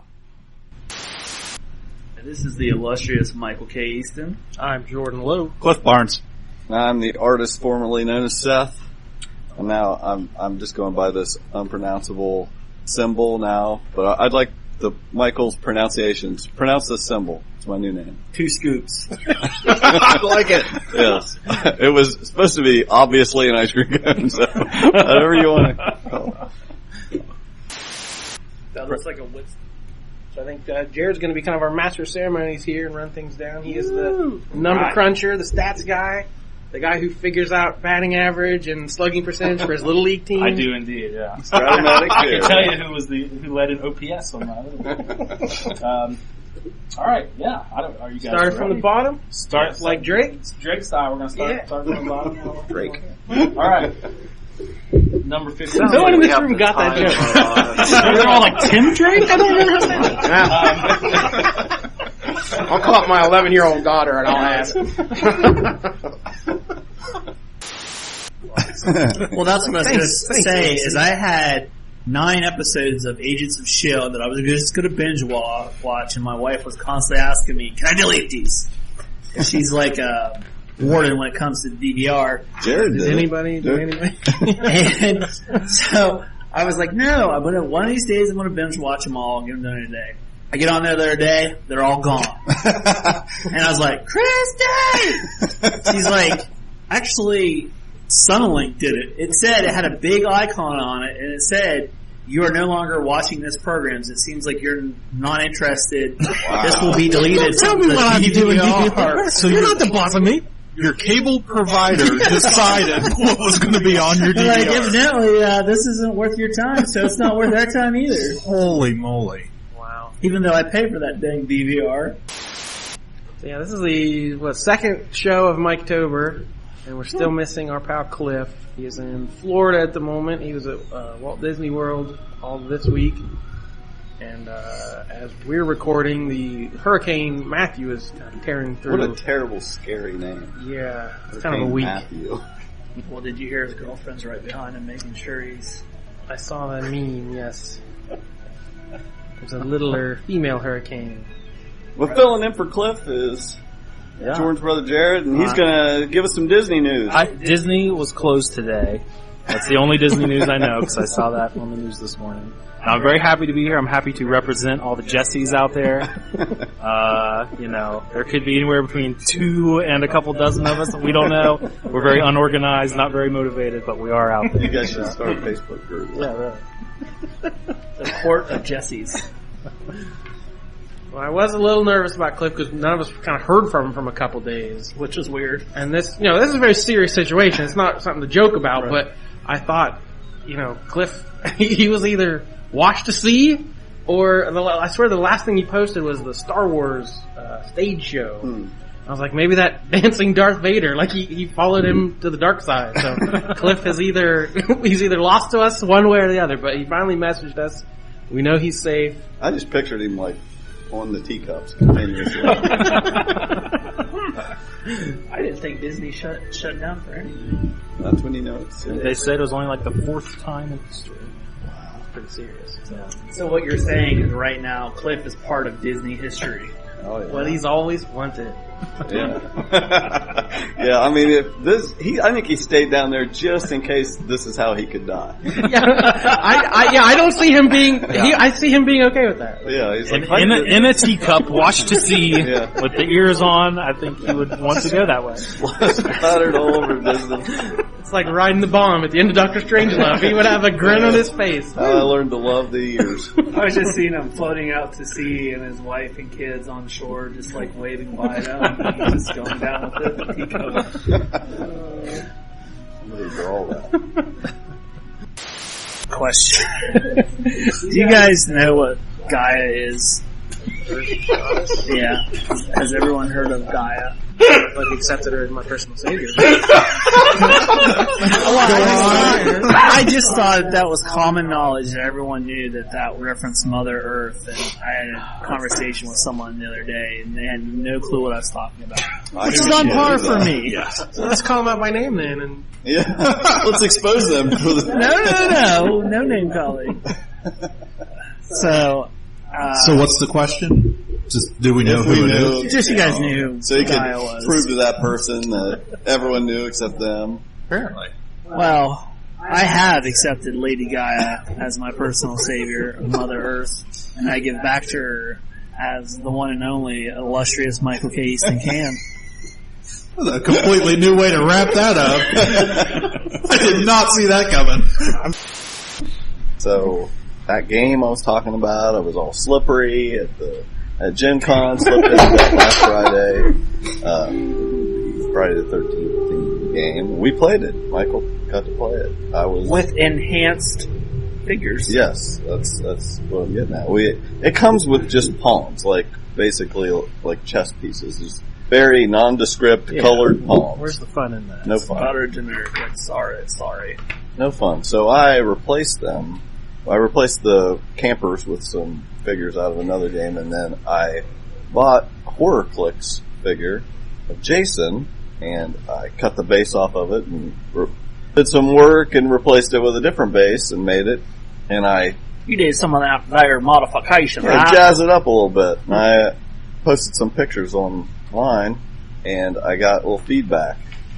Now, I know Michael never watched Mad Men. You never watched Mad Men. No, never have. I figure, well, there's a guy, anyone out there that maybe watched everyone else on I was going to say, it's a pretty great show. The guy that played Harry Crane on there, named Rich Sommer, he is big into board games. He also has a podcast called Cardboard, which is really good if you're into board games. But he saw the picture of the figures and was commenting how, thought it looked awesome and was asking me questions how I made it. And I said, well, actually, it came with extra figures. I'll send you one. I'll throw a base on it and send it to you. And he was like, as soon as you told me what you bought to make it, I already bought it. And so he ended up sending me last week the figure he bought, and I put a new base on it and sent it back to him. Very nice. Well, then last night, maybe you'll, right, have you guys ever seen Lost? I would assume you watched Lost. I may or may have watched all of that. Okay. Well, last night, Jorge Garcia saw that picture early from Lost. Now wait a minute, but don't give me any details because I'm still on season 2, episode 3. So not Penny. The actor survived. So Hurley, the actor who played Hurley is alive and well in tweet. He's one of my favorites. Spoiler alert! Last night, I want to eat a burrito with him. Jorge Garcia commented, "Wow, that is rad." And nothing like sitting on component upgrades before you even own the game. You guys have the sickness. To me and Rich. And little does he know how slippery I am. That game that doesn't come out till next month, I've been playing for a month. So I thought that was pretty cool. I was at work. I was like, hey, Jorge Garcia just tweeted to me. And Voltron Season 2, it sucked me right in. I was trying to get Jordan to watch it earlier, just telling him all about it. It's the animation style, the characterization of there's nothing that's wrong with this show. It's like the best Marvel movie ever, but animated. Wow. That's high praise. That's the best Marvel movie animated. Yeah, it's got action, it's got comedy, drama. Don't sell us short, dude. Better than Guardians of the Galaxy, but animated. Yeah. I'm not a fan of owls, though. So if there's any owl-based conspiracies out there, I feel like that's a Are there? Off the top of your head? Actually, there's a secret society of the rich elite. It kind of crisscrosses with the. I want to interrupt you for a second and just say, I'm much rather love hearing these conspiracies from Michael K. Easton than I do. Yeah, because that website, the thing about the nuggets he shared last week, I clicked on it and it's like World News Daily, one of those That's like a Bat Boy. Like for entertainment only thing. It's like none of this is true. Yeah, I don't think Michael even believes that stuff, but this is like you see his eyes light up. He is like, seriously, whatever this is. So go on. Yeah. Well, there's this, it's like along the lines of Skull and Bones, and there's this, some kind of meeting of all the rich elites. I think I know what you're talking about. In California. Yeah. Northern California, giant owl statue. Yep. Yeah, I'm with you. And it's I know what you're talking about. Is that it starts with a B. Bilderberg Group, correct? Yes. Okay, yes. Not Bohemian Grove. It's a different. No, it's the same place. That's where it is. Yeah, Okay. it's the same. but same there's thing. like this big giant statue of an owl that they all worship like it. Yeah. do supposedly all kinds of debauchery to, allegedly. They do debauchery to it? What are you talking about? There's a lot of ill things that happen at that. This is how to build a bear?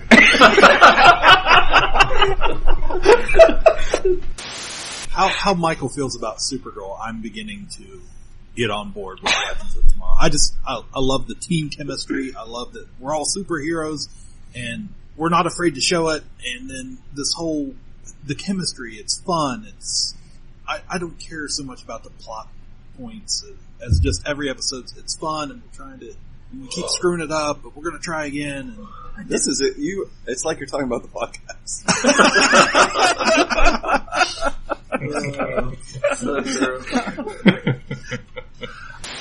I'm Cliff Barnes, and you can find us at. Oh, right. Yeah, we usually. Whatever. Somebody's got to remember this Go stuff. The Ka-Pow Podcast on Twitter.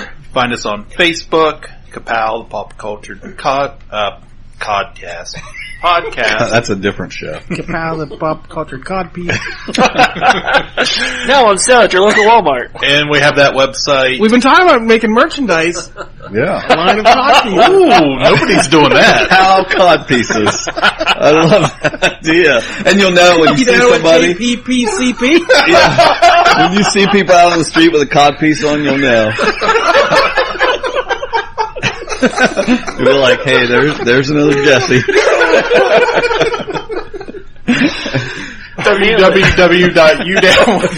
www.udownwithkpp.com. I immediately think of Dusk Till Dawn, like the little gun cod piece. Yes. It's a microphone. Yeah. I want one now. Screw t-shirts. I want microphone cod pieces. Oh my. Still waiting on those cod pieces. I forgot that ever existed. I don't even remember that bit. There's a lot of nuggets in there. That's just rapid fire. I'm exhausted. So that's the clip show, ladies and gentlemen. It's a bunch of craziness. Well, That's 100. That's only really 50 episodes worth. Yeah. So much more. You're looking forward to the next one. And just think of all the places that we've podcasted at. Yeah, you can pick every one of those quotes. I can picture where we were. Yeah. Yeah, the Sometimes- bunker. Yeah. Several different houses, businesses. Wrong side of 3rd Street. Sometimes we were freezing. Sometimes we were hot. Sometimes the fire alarm went off. Yeah. Well, this has been a long, fun night, but we're not done yet, everyone. Holla! You can always pause and listen to the rest later. Right, But we're in it for the long haul. We're having too much fun. We're just going to keep it going all night. So, looking back on these, we wanted to kind of come up with our favorite episodes. Not just our favorite funny moments, but episodes that really click with us. And I'll start, if that's alright. It was episode 17. No, it isn't alright, but go ahead anyway. Okay, well, we're doing it. So going back to the whole Perlmutter thing, some news broke, because we were desperate to do that Perlmutter drop. So every week before we were ready to record, I'd go look and Google Perlmutter and try to find something. And one week, Seth didn't come. Right, because You I was trying to gather the news that week. We all showed up and we're like, what are we going to talk about? Because Seth always gathers all the information. I like how your favorite freaking episode is when I was... Welcome to my world. And like, within like 8 minutes, Jordan Googled Perlmutter, and that was our whole bit for the entire show. And the greatest thing ever fell from the sky, straight from the Perlmutter gods themselves. His lawsuit against the tennis pro, Mr. Pierenboom, and the theft of DNA, and what became an actual verb that we used to Perlmutter someone. Right. It joined our lexicon. It went nationwide. Everybody knows what it means to get Perlmutter. So if you want to listen to that entire episode, it is number 17 back in the archives, but here is an extended taste. Guest starring Ronald P. Tran. And I found the greatest story I've ever heard. This came out the New York Times on March 7th, so it's kind of old, but it didn't really make any of the fan news. Yeah, how did we miss this? So this is the premier Perlmutter podcast. If there's breaking Perlmutter news, we should be there. What's the number one James Bond villain? Like, is it Dr. No or something? Dr. No, Goldfinger, Blofeld. Because I want, like, whoever, like, stole this DNA, he's got to have, like, a really cool name. It's Pierenboom. Pierenboom? That's my long-lost cousin from the other side of my family. Harold Pierenboom. Oh, Harold, not Harold. He's never up to any good. Calm down, Ronald. Oh, Harold. Okay, so yeah, the New York Times reported this story about all these lawsuits that have been going on with Perlmutter. And it was just picked up, August 11th, very recently on this, as outerplaces.com. It's kind of a sci-fi blog that mixes in real science and science fiction. And they had a truth that's stranger than fiction sort of story. It's Palm Beach, Florida. Whatever weird gated community Perlmutter lives in, he's been having a fight with this Harold guy who was like a golf pro, or a tennis pro. And there's some tennis courts on the premises that Ike's fighting over. He either doesn't want them there, or they're too loud. I don't know what the story is. We can't make this stuff up. But there have been multiple lawsuits he sued him for the tennis courts, and he countersued and whatever. So Perlmutter and Pierenboom have been having a legal battle for like a year now. This sounds like the Hatfields and the, what is it? Yeah, like the billionaire Hatfields and McCoy. So all of a sudden, there have been over 1,000 unsigned pieces of hate mail have shown up at this Harold guy's friends, family, and business associates. Wow. These letters that are like slandering him and saying, do you know this guy has sexually assaulted a child? This guy attacked someone with a knife. This guy was a murderer. They're all unsigned. And they're are they actually giving facts with it, or just saying? No, it's like none of this stuff is ever. There's no court documents to back any of this stuff up. It's just slander and lies.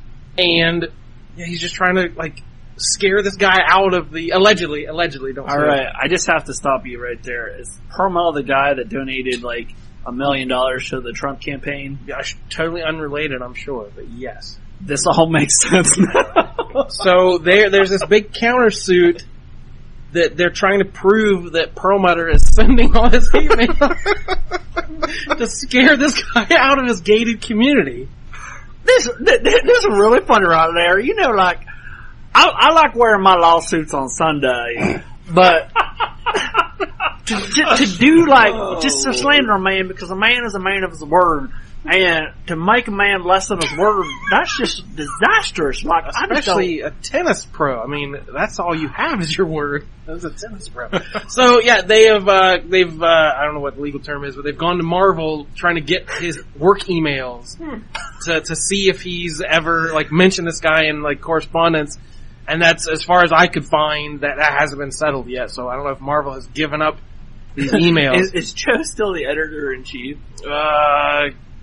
There's a couple different layers now. But could you imagine, like, the law enforcement's coming in there, like, you do comics, or like, well, we need to search your servers for emails. But we haven't even got to the best part yet. Oh, so Lord. The Harold's lawyer set up basically a phony deposition and forced Perlmutter to come in so they could steal his DNA and they could test it against the envelopes.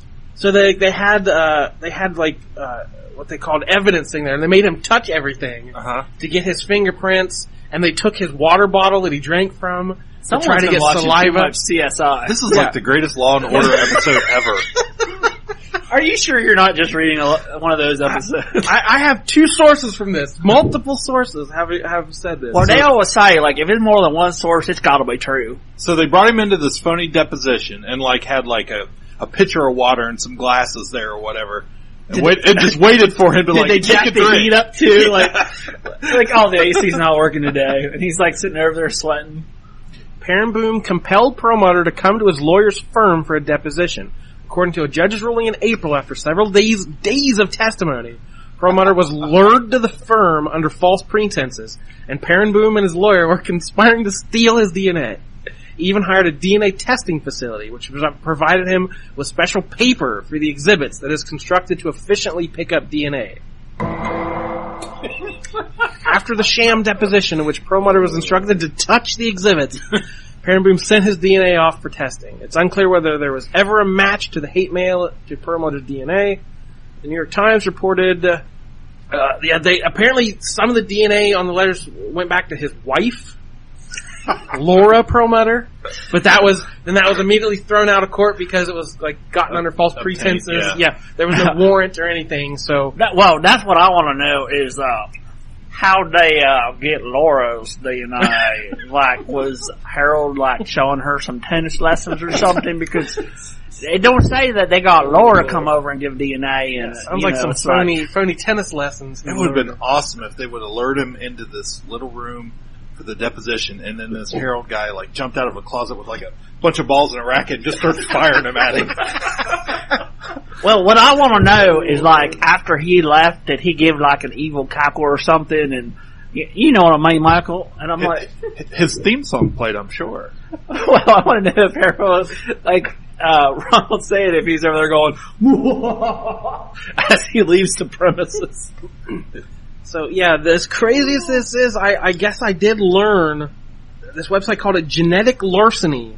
It's not illegal yet. Apparently in Britain, you cannot take someone's DNA without them noticing, but there's only 5 states in America that have made it illegal. Alaska, Florida, Jersey, New York, and Oregon. That reminds me of another story I was reading the other day on that dang, you know what you call it, that internet thing? Yeah. And I think it was on AOL News or something, but it was this article that was talking about how this woman worked at one of them clinics and got some, I don't know how to say it because I don't want to be rude to get out, man juice.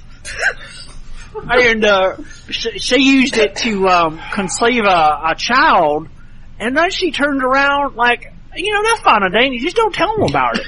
But she turned around and sued him for child support, and you know what? That court system told him he's gonna pay child support now. Dang, Ronald. That's messed up. I don't want to say what that is right now because you know you Michael told me this was family friendly, so I don't want to go there. But does that worry you? Are you worried someone's going to steal your... How did you put it? Well, it's funny you brought that up, because late at night, I wake up... We're going to bring up a lot of things, Ronald. They're all going to be funny to you, I'm sure. I wake up in the middle of the night, and I don't feel like myself. I feel like something happened. Like, you know, I used to sleep with one of them tinfoil hats, but it got in the way because I toss and turn when I sleep. And my wife wouldn't like it because when I would turn over, that tin foil would crinkle and wake her up. And she didn't really like it. But like, I wake up in the middle of the night and I feel like something happened. So I never know. I might have a lot of them You've been Perlmuttered.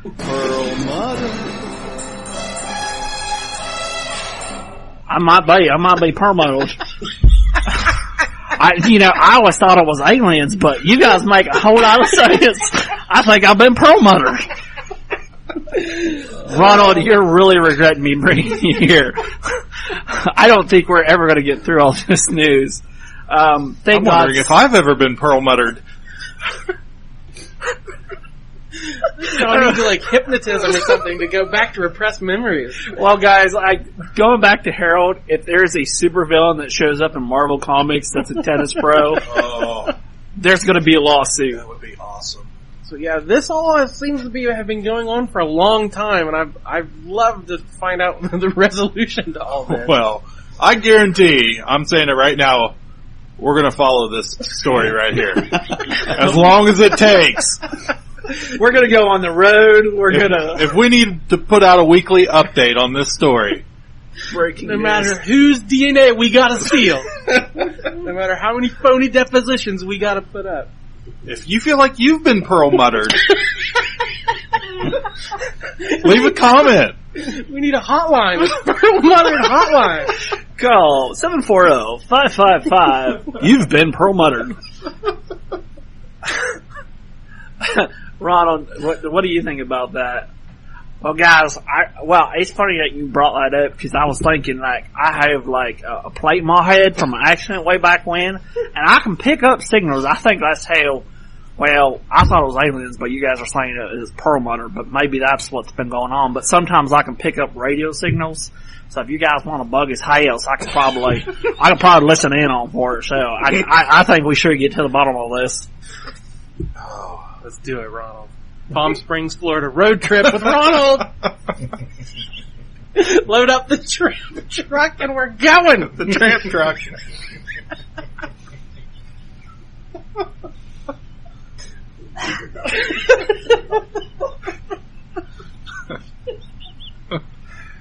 Yeehaw! We get on the tramp mobile. We're on the way. Woo, baby!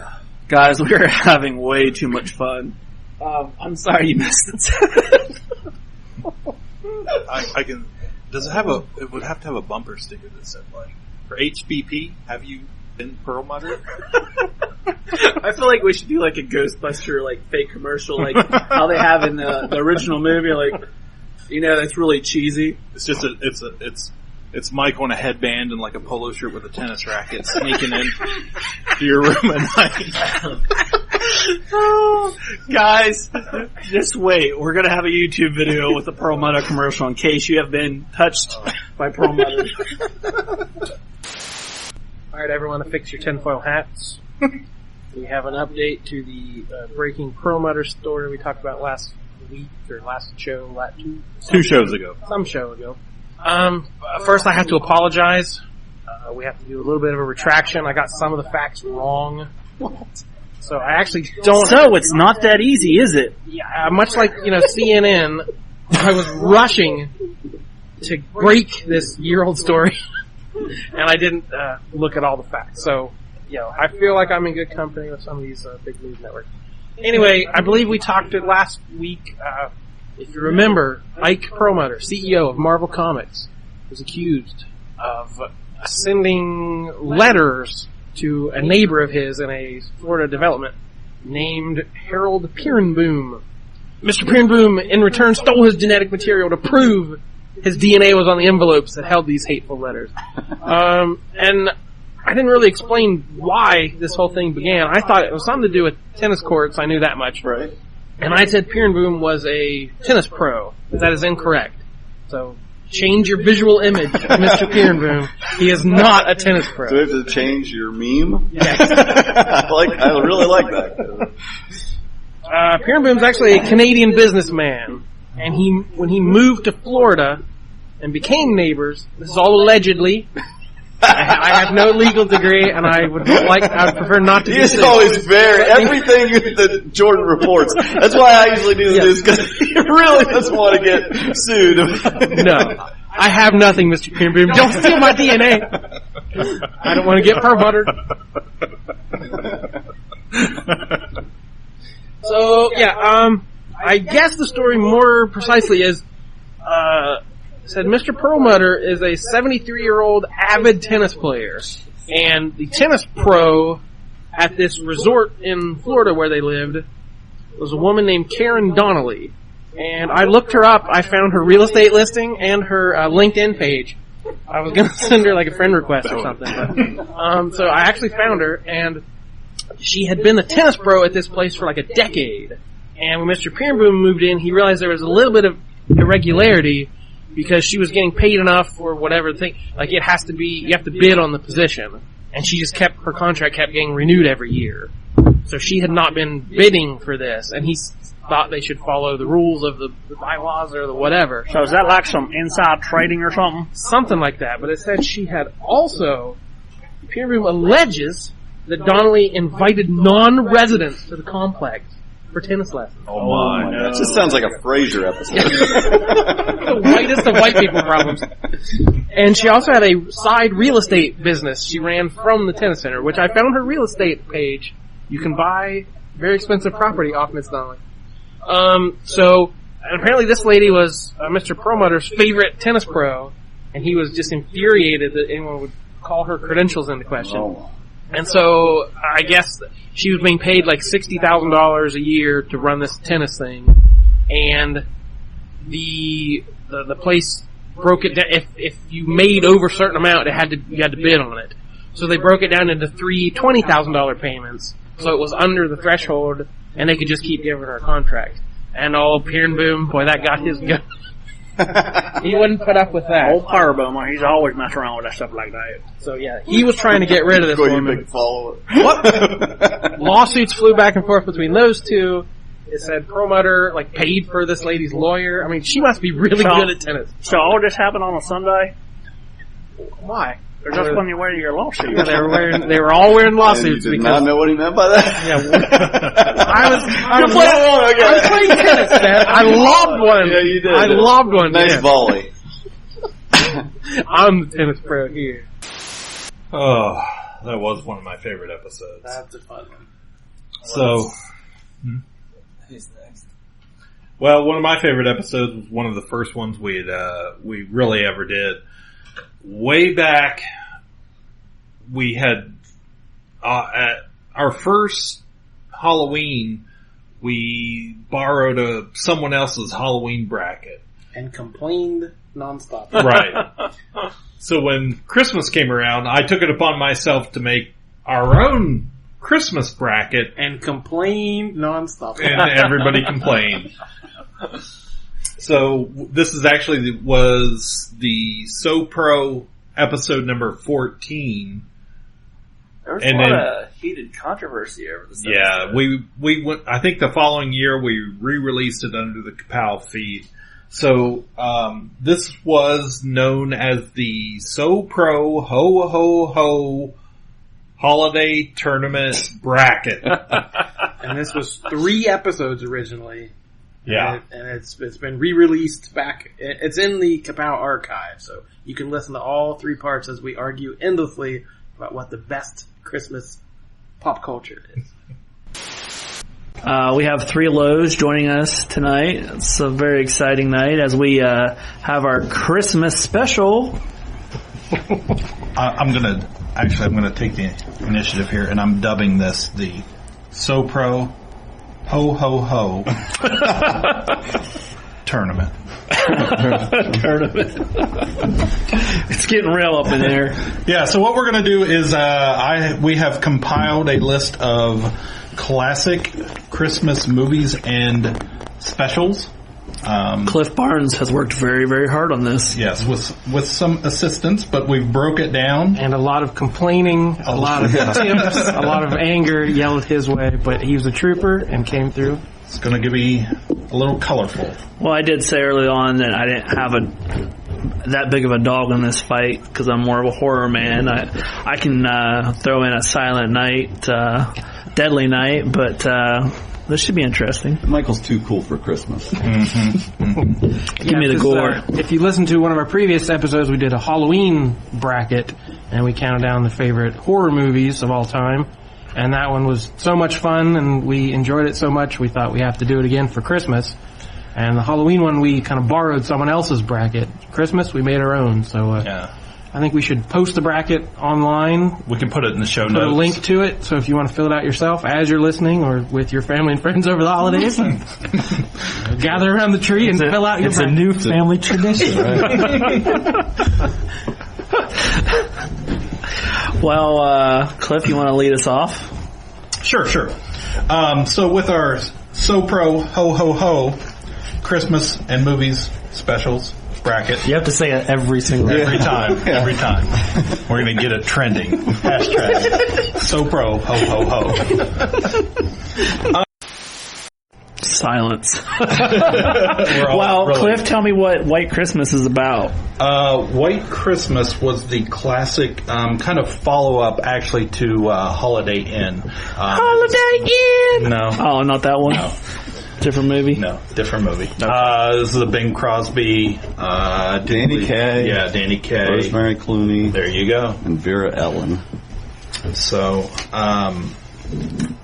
they're in the army, and then they get out of the army and they become like big singing and dancing stars. Put on a big show, Song right? And dance. That's right. Yeah. All the movies back then, you had a big show, a lot of singing and dancing. It's still one thing. This is the black and white category. This is the least black and white movie you've ever seen in your life. That's true. This is true. I don't know. It sounds pretty white to me. Trust me. It sounds like the whitest thing I've ever heard.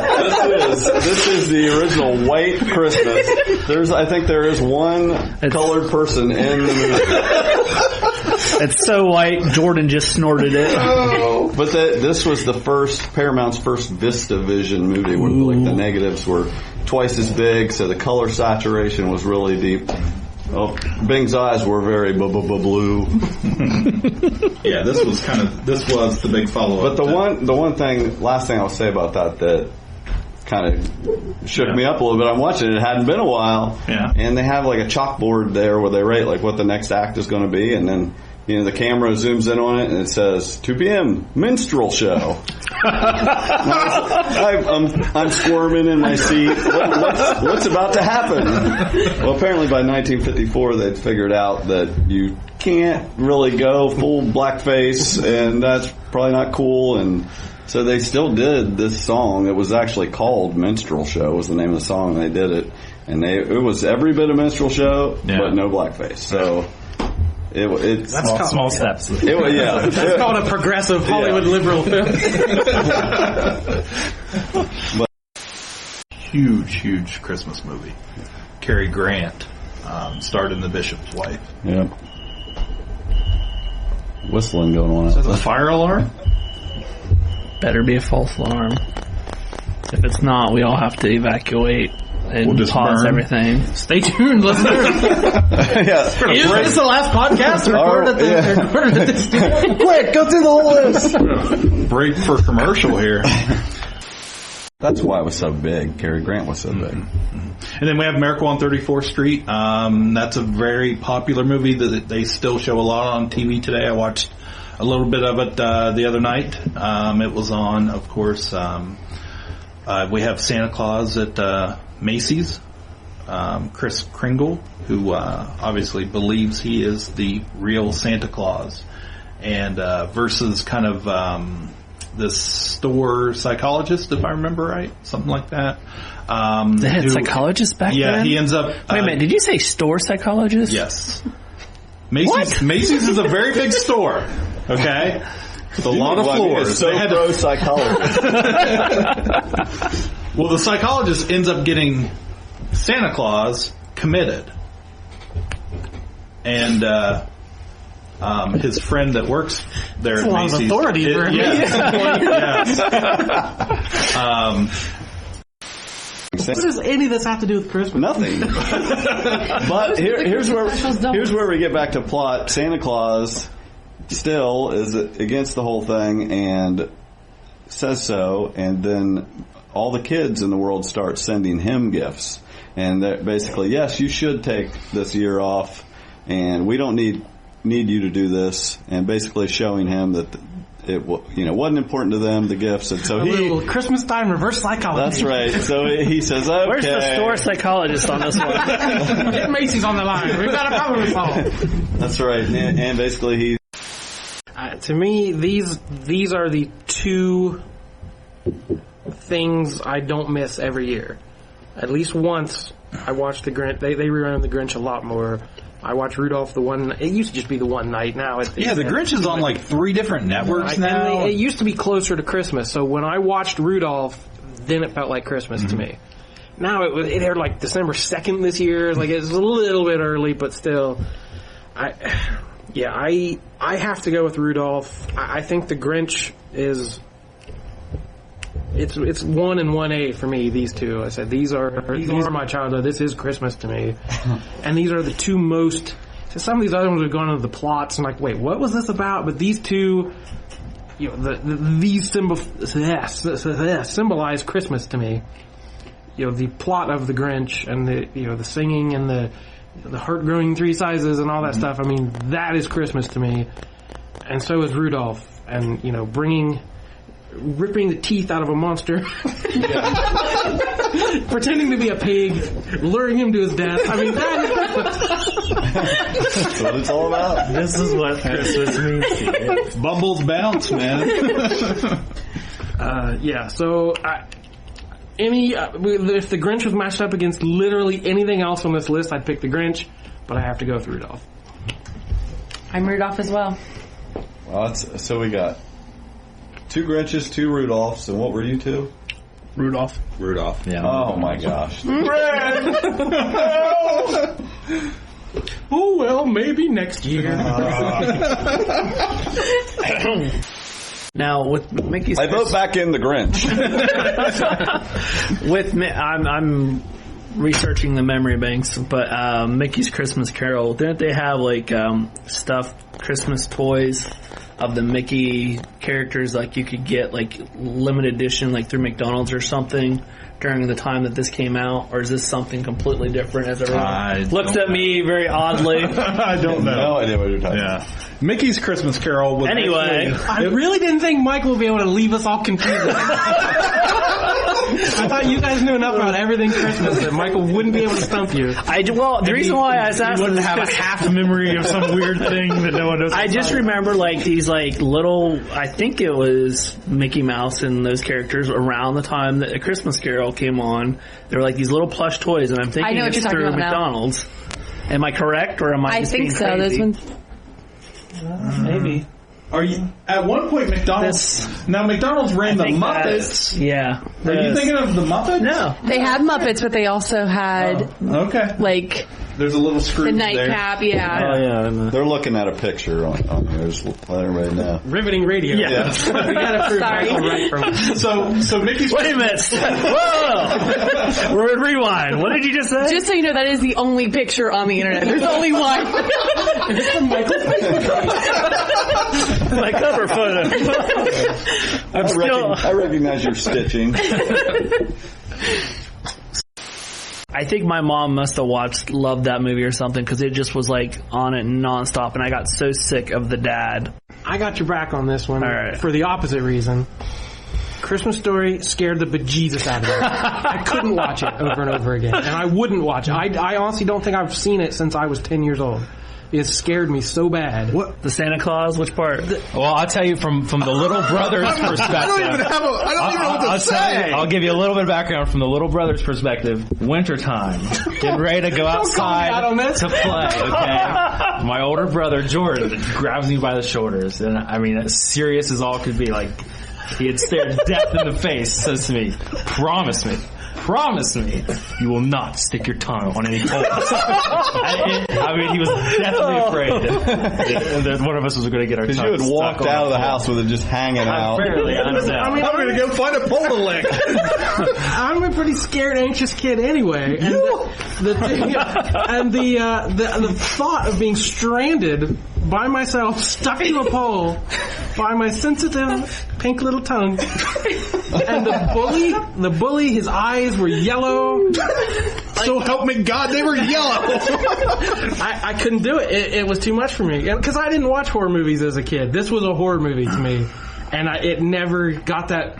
I can't watch it now as an adult and see all the warm, fuzzy feelings, because it Well, I think you scared me off of that movie for many years, because I was the same way where I didn't watch it for many years. I love this. I watch it every year. I love watching Cliff sweat over here. That you guys are all saying this. I was saying. I made him watch it. Yeah, like my 2 years lovely ago. wife was like, "Oh, it's something we got," and it's kind of become a thing where because they play it like all day long, right? 24 hours. So we'll sit down after the kids are in bed Christmas Eve, and we're kind of starting to get the presents ready, that kind of stuff. It'll just be on the TV, and for the last 5-6 years, I mean, it's just plays. He refused to watch it for the first couple of years. And then I start watching. I'm like, okay, this is a good movie. Oh, no. Let's keep Santa kicking you down a shooting your eye. It's a horror film. It's the worst Christmas ever. Right, let's talk about.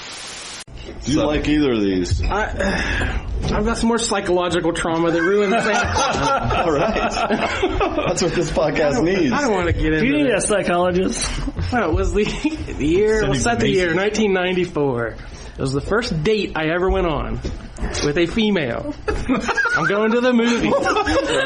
We're like, oh, what do you want to see? I don't know. What do you want to see? Oh, I don't know. What do you want to see? I'm like, hey, Stargate's coming out.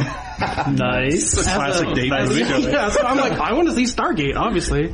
Not understanding the female mind is not want to see Stargate. So I go to the movies, I'm nervous, I'm right, and it's 5 minutes after, it's 10 minutes after, the movie's already started, she hasn't shown up yet. I'm like, have I been stood up? She comes rolling in 10 minutes late. Oh, did we miss the beginning of Stargate?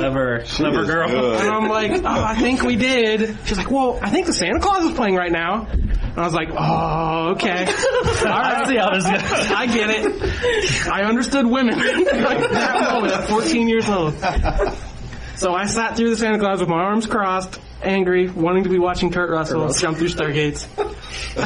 Who wouldn't? And we remained friends, and I asked her years and years later, I was like, you did it on purpose, didn't you? She's like, yes, obviously I did that on purpose. I didn't want to see a stupid sci-fi movie. That's good. So Jordan vote. Home Alone. I love Home Alone. How I spend all my nights, Home Alone. I'm backing him up.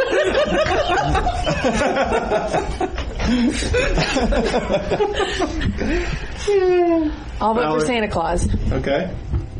Just like a woman. No, it did not leave me with lasting issues, yes, but some holiday cheer right there.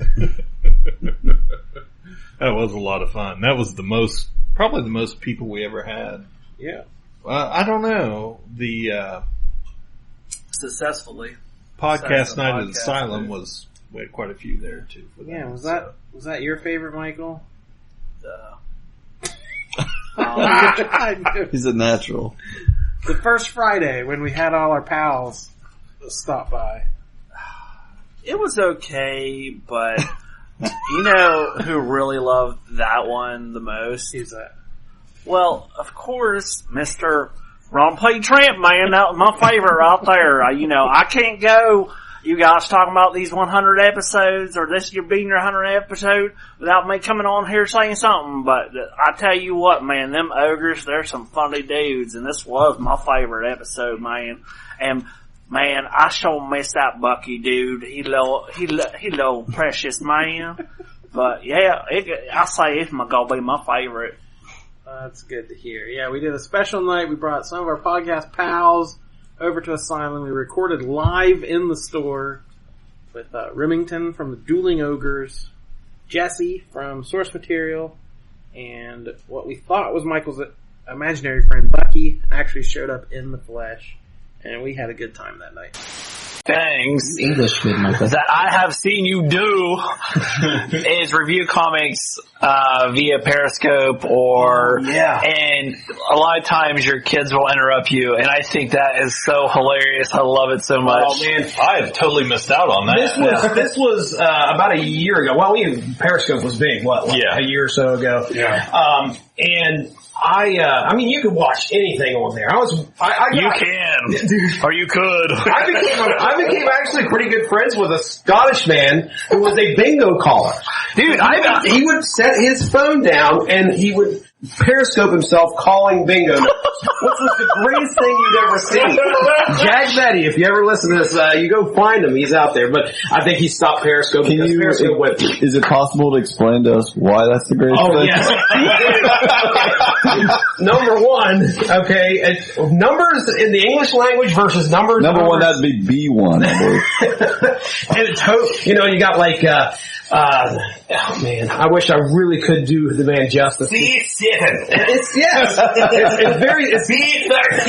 C7. Have you ever played bingo? There's no C in bingo. Listen here, I don't need your bullshit, alright?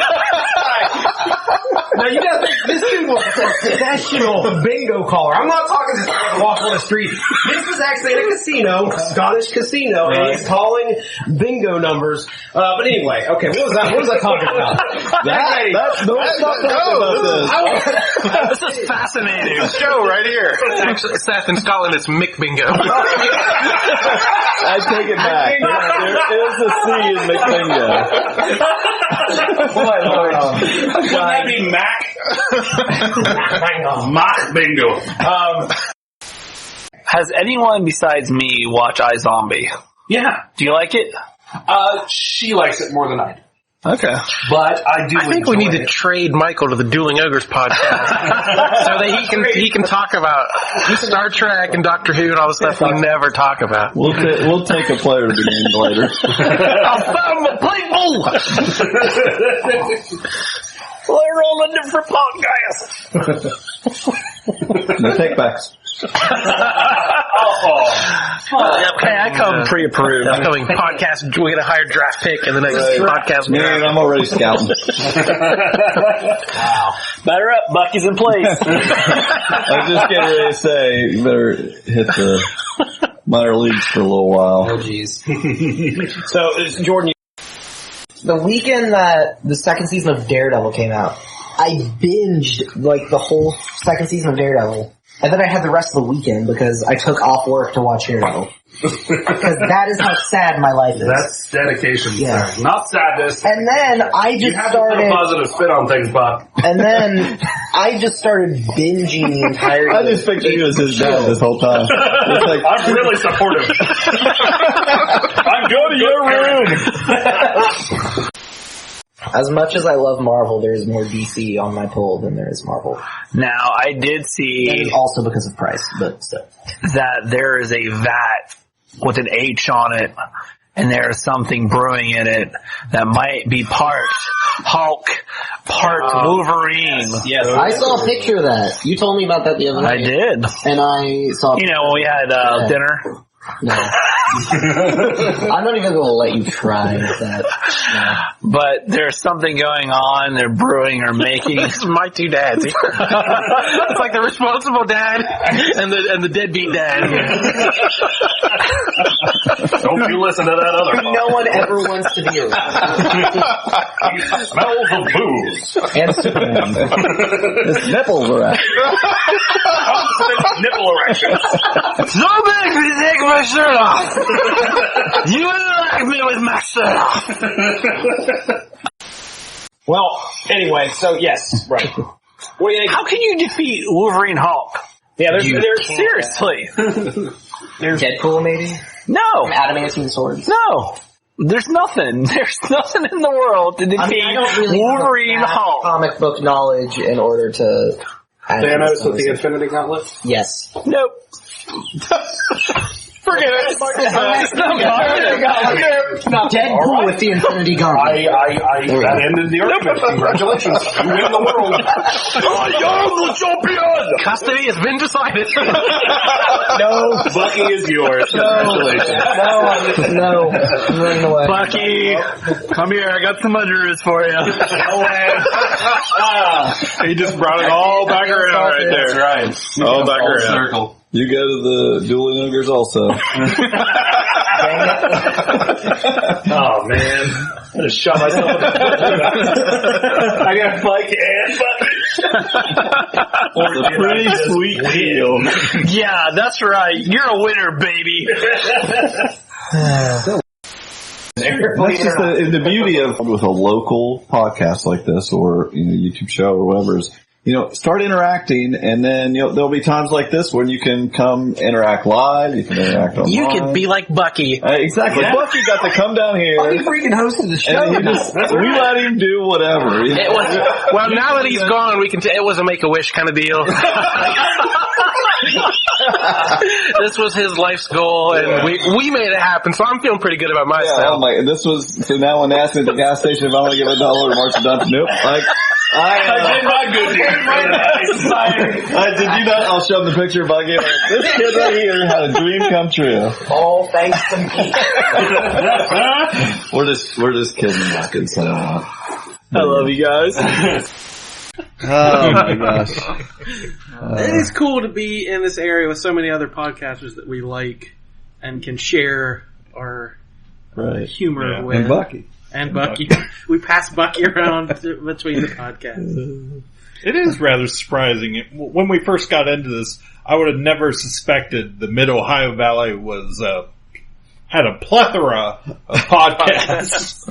That means a lot, Cliff. Seth, well, what do you think? I'm calling this my fave. I haven't listened to it since we recorded it, but I have fond memories of Michael's intervention. Classic episode. This was number 11. Wow. So Wayback Machine. I believe we peaked early. As soon as we hit double digits. It never got better than this. So let me get my tissues. One last time here for this is it. Facebook, of course. But I just... Well, you know what? You probably shared that, and I have blocked as much stuff as I can that you share because my life was being consumed. We should have a new segment. To share or not to share. Oh my god. Wait, we could vote on I did not know we could do that. Lord. Oh, that would be amazing. All this time I just thought it was to share. To share. Alright, well, guys, you're in for a treat. I have everything figured out. We've been waiting with bated breath. And we're gonna do a little test, and we're gonna see where we fall. Okay, has anybody heard of the Mandela conspiracy? Just like Gaia. No, completely different. Okay. Well, you know Mandela from Africa that became president and stuff. Nelson Mandela. Yes. Okay. This is where it goes back. Do any of you guys remember, like, hearing back in the, I think, late 90s that he died in a prison, but then he was fine and he became president? Do any of you guys remember that vaguely? That's before the internet, so I can't imagine that rumor spreading. No. I remember him being in prison. Okay. You don't remember ever hearing of him dying? No. Okay. I mean, Is this like that Berenstain Bears thing? Oh, Lord. Yeah, now you're cooking. Oh, great. We're in a parallel That's world. real, Jordan. That's proof of time travel. I tell people that all the I'm sick of these stupid parallel worlds we're in. All right, Seth. Stop messing with the timeline, whoever's doing it. This is where it all comes to. Oh, here we Guys, I am from a parallel universe. This is why I pronounce things differently. This is why things are so incorrectly from my universe to your guys' universe. And what has happened was back in middle school, I was walking down the road, and he pinpointed it. And I was I'm sure he's got a big chalkboard somewhere with lines drawn like Doc Brown. He's found where the timelines of There's no Doc Brown in his universe. Obviously, the time continuum has been disrupted, creating this new temporal event sequence resulting in this alternate reality. And I was walking down the middle of the brick road on 6th Street towards the Mound Cemetery, and I was looking up at the trees, and I envisioned raising my vibrations to go to a parallel universe because we're just separated by vibrational frequencies. I didn't realize that's it worked. Just known. We all know that. Well, that's how it works on the Flash.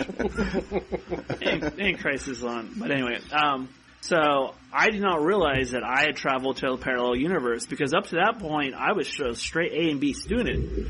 And then everything took a nosedive after this that. This was the first grade, right? Yeah, between kindergarten and first grade up till then. This was middle school. This is like 7th grade. So this is what has happened because the whole CERN and the what's it called? Collider? Yes, the collider thing, because they're messing around. What has happened is our universes are colliding together and they're merging. Events and times are slightly changing just enough. So your constant bad luck is like the universe trying to correct itself. Yeah. And get rid of you. Yeah. It's trying to erase me out of We're going to chafe him off like dead skin. I have a side of me that is very logical and a side that is very artistical. And I think when I crossed over, I merged my personalities together. So they're constantly at war because one's in one universe and one's in another. Your drive over here is too far.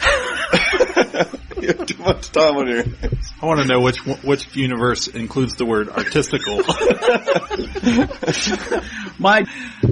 So anyway, no, to wrap this up, I was going down. Did you think of this on your walkabout? The tour of Marietta Monday. He went to like a higher consciousness. That was my... He biked his way to the next dimension. Well, if you go around the Oak Grove Cemetery 9 times and hang a left at the fork, never mind. But I remember cutting through Mount Cemetery all the time. There was one space where there was a bar missing that you could cut out the top right hand side. There's doors everywhere. There's doors everywhere. I gotta go in and out of my. I was so close to getting caught in Michael's dimension.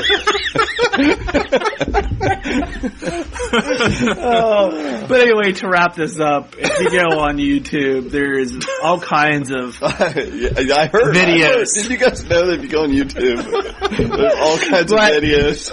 Well, I'm talking about like conspiracies. And it's just like there's a whole section of people still believing the Earth is flat, and they do all these tests to prove that it's flat. And this is another one where they're saying that. And all it really comes down to is just your mind is remembering things differently. All right. Hey, that was. I don't know where we go from here. That might bring us to the real reason we came here tonight. Yeah, Michael. It's time. You brought this up last week. You brought it on yourself, really. You created your own new segment called "To Share or Not to Share." And we thought it was time we sat down with people who love you and had an intervention. Come on in, everybody. And come on. I went in. The look on his face there for a second. Because we three and all our listeners, they love you, but they know you have a problem and you're a shareaholic. Like, for instance, the whole first part there. You don't know when to share and when not to share. Monday, I counted between 9 a.m. and midnight, 41 Facebook posts. Hey, that was during my walkabout, though. They weren't all walkabout. Yeah. I was having an emotional crisis and a breakdown. I needed to share. So was I. I think we all were. It's like, where's the part where he stops at the computer and posts the podcast? Yes, people, I do apologize. I did not get the podcast done in the last 2 weeks, unfortunately.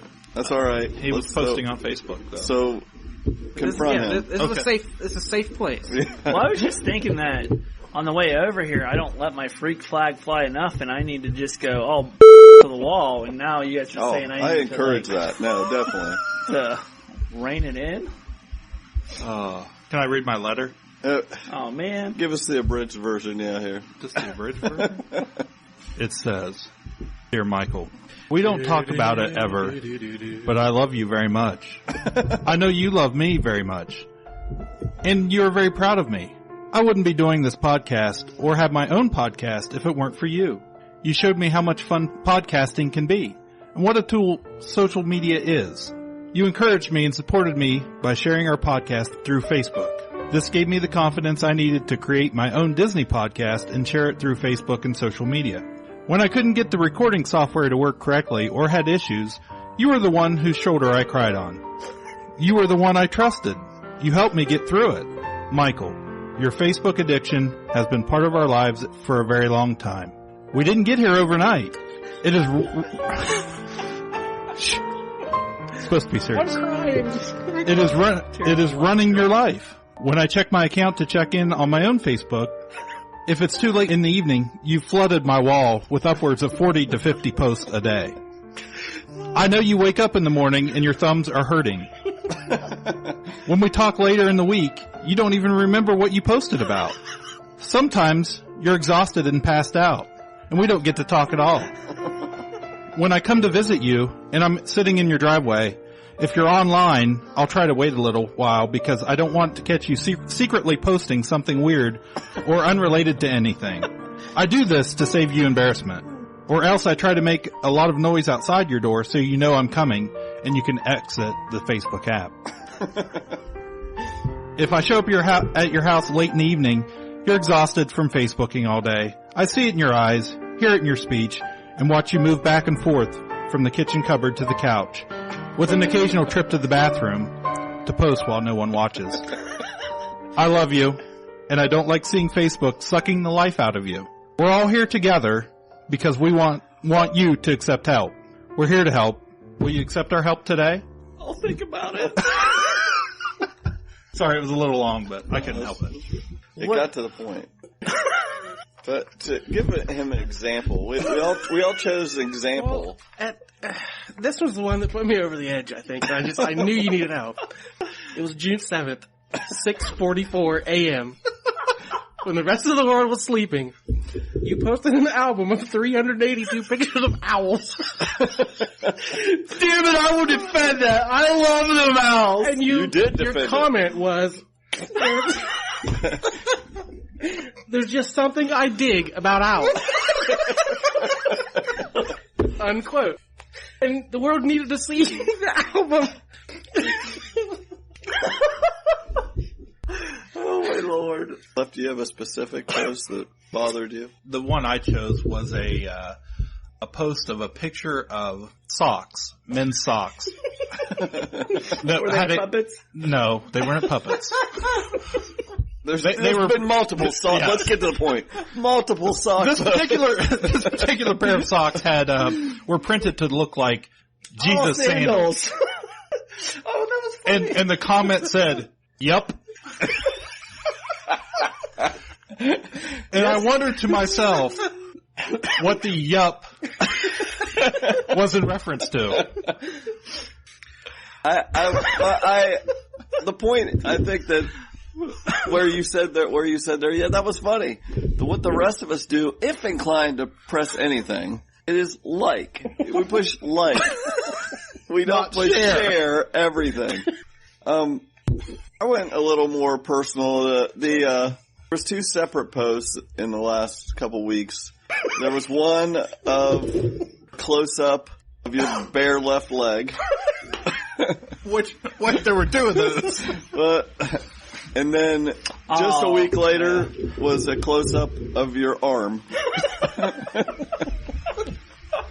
I don't remember what they were in context, but close up body parts are unnecessary. Well, I know the close-up of the leg was occasionally I will get someone that will Facebook message me and it not be the person that it is. It's obviously that they're... You mean you may have come in contact with so many people on Facebook that you may have picked up some shady people? Yeah. And so you take a picture of your leg? Guys, to friend or not to friend is a different segment. You have too many Facebook friends. We're doing to share or not to share. Let's stay focused. It's very obvious, like, with talking with them, they're not the person who they say they are, so I immediately start messing with them and asking weird questions and saying weird things. Are you messing with us? Is this just a giant joke on us? Just yesterday, we had a share of 50 beautiful birds. Now, guys, a lot of these are artistically related. What? Do you ever go back to these, like, you share them as, like, photo reference?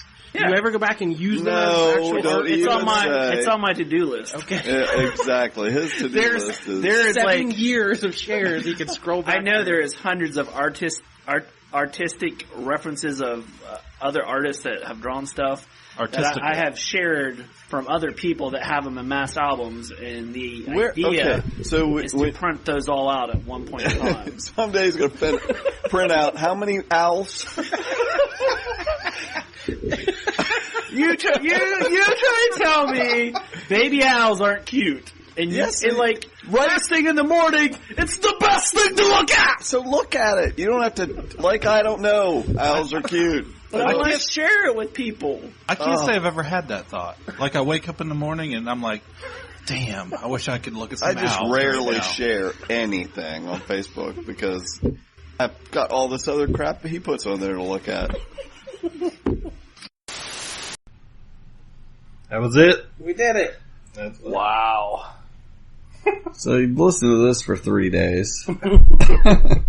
Hope you've enjoyed your work week with Ka-Pow, the pop culture podcast. It's all downhill from here. That was the best of us.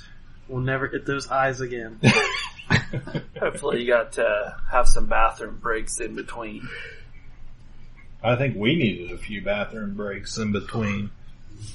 That was fun. I'm still hyped about it. So, thank you, Jordan, for putting months listening to all that. Yeah. Just to cut that stuff. It was a joy. And thank you, Cliff, for assembling all the clips. It was well worth it. We didn't have to do anything, Mike. It was great. I know. It was awesome. Thank you, listeners and Jessies out there, for sticking with us for more than 100 episodes as we blast forward into the future. For the next 100. Onward and upward. We're having a good time. That's all I'm in this for. Yeah. So let's keep having a good time. And as always, I am the most effing illustrious Michael K. Easton. Keeping it 100, I'm Jordan Lowe. I'm Cliff Barnes. And I'm Seth. Goodbye forever. Hi, this is the illustrious Michael K. Easton with the Ka-Pow, the pop culture podcast with Jordan Lowe. Cliff Barnes. Rounding out this fantastic four of podcast teams, I'm Mr. Seth-tastic. You down with KPP? And now I'm just going by this unpronounceable symbol now, but I'd like Michael's pronunciations. Pronounce this symbol. It's my new name. Two Scoop. You down with KPP? Just so you know, his shirt is back on. It is. And it's right sided up. Right side up. You should have seen it before. I don't know how he had that thing around his waist. You down with KPP? Guys, I am from a parallel universe.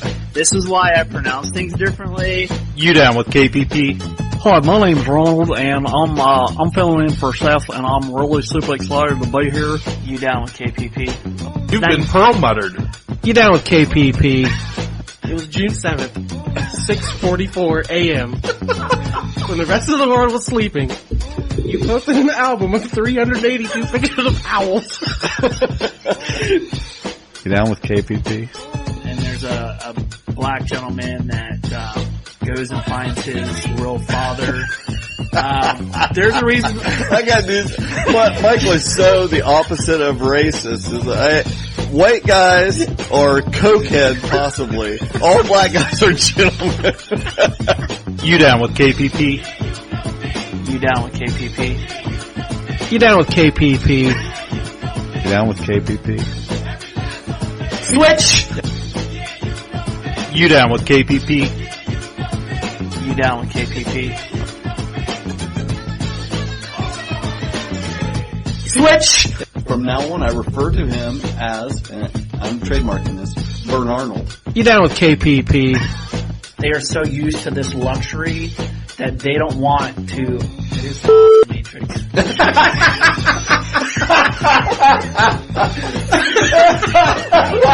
The look on his face when that clicked. That is the best. Oh, that was heartbreaking. Oh, poor guy. He was just going to tell us about the pills. You down with KPP? Him saying, Jar Jar making some mistakens. But so did George Lucas. Yeah. But the point, the real point. George miscalculated. Yeah. You down with KPP? No, our imaginary friend of the show, Larry Hama, who we bring up quite a bit, shared a Ka-Pow post on Facebook. You down with KPP? Best episode ever. If you say so. I don't know. You're the one that has to edit it. Hey, you guys won't see me for about 4 days.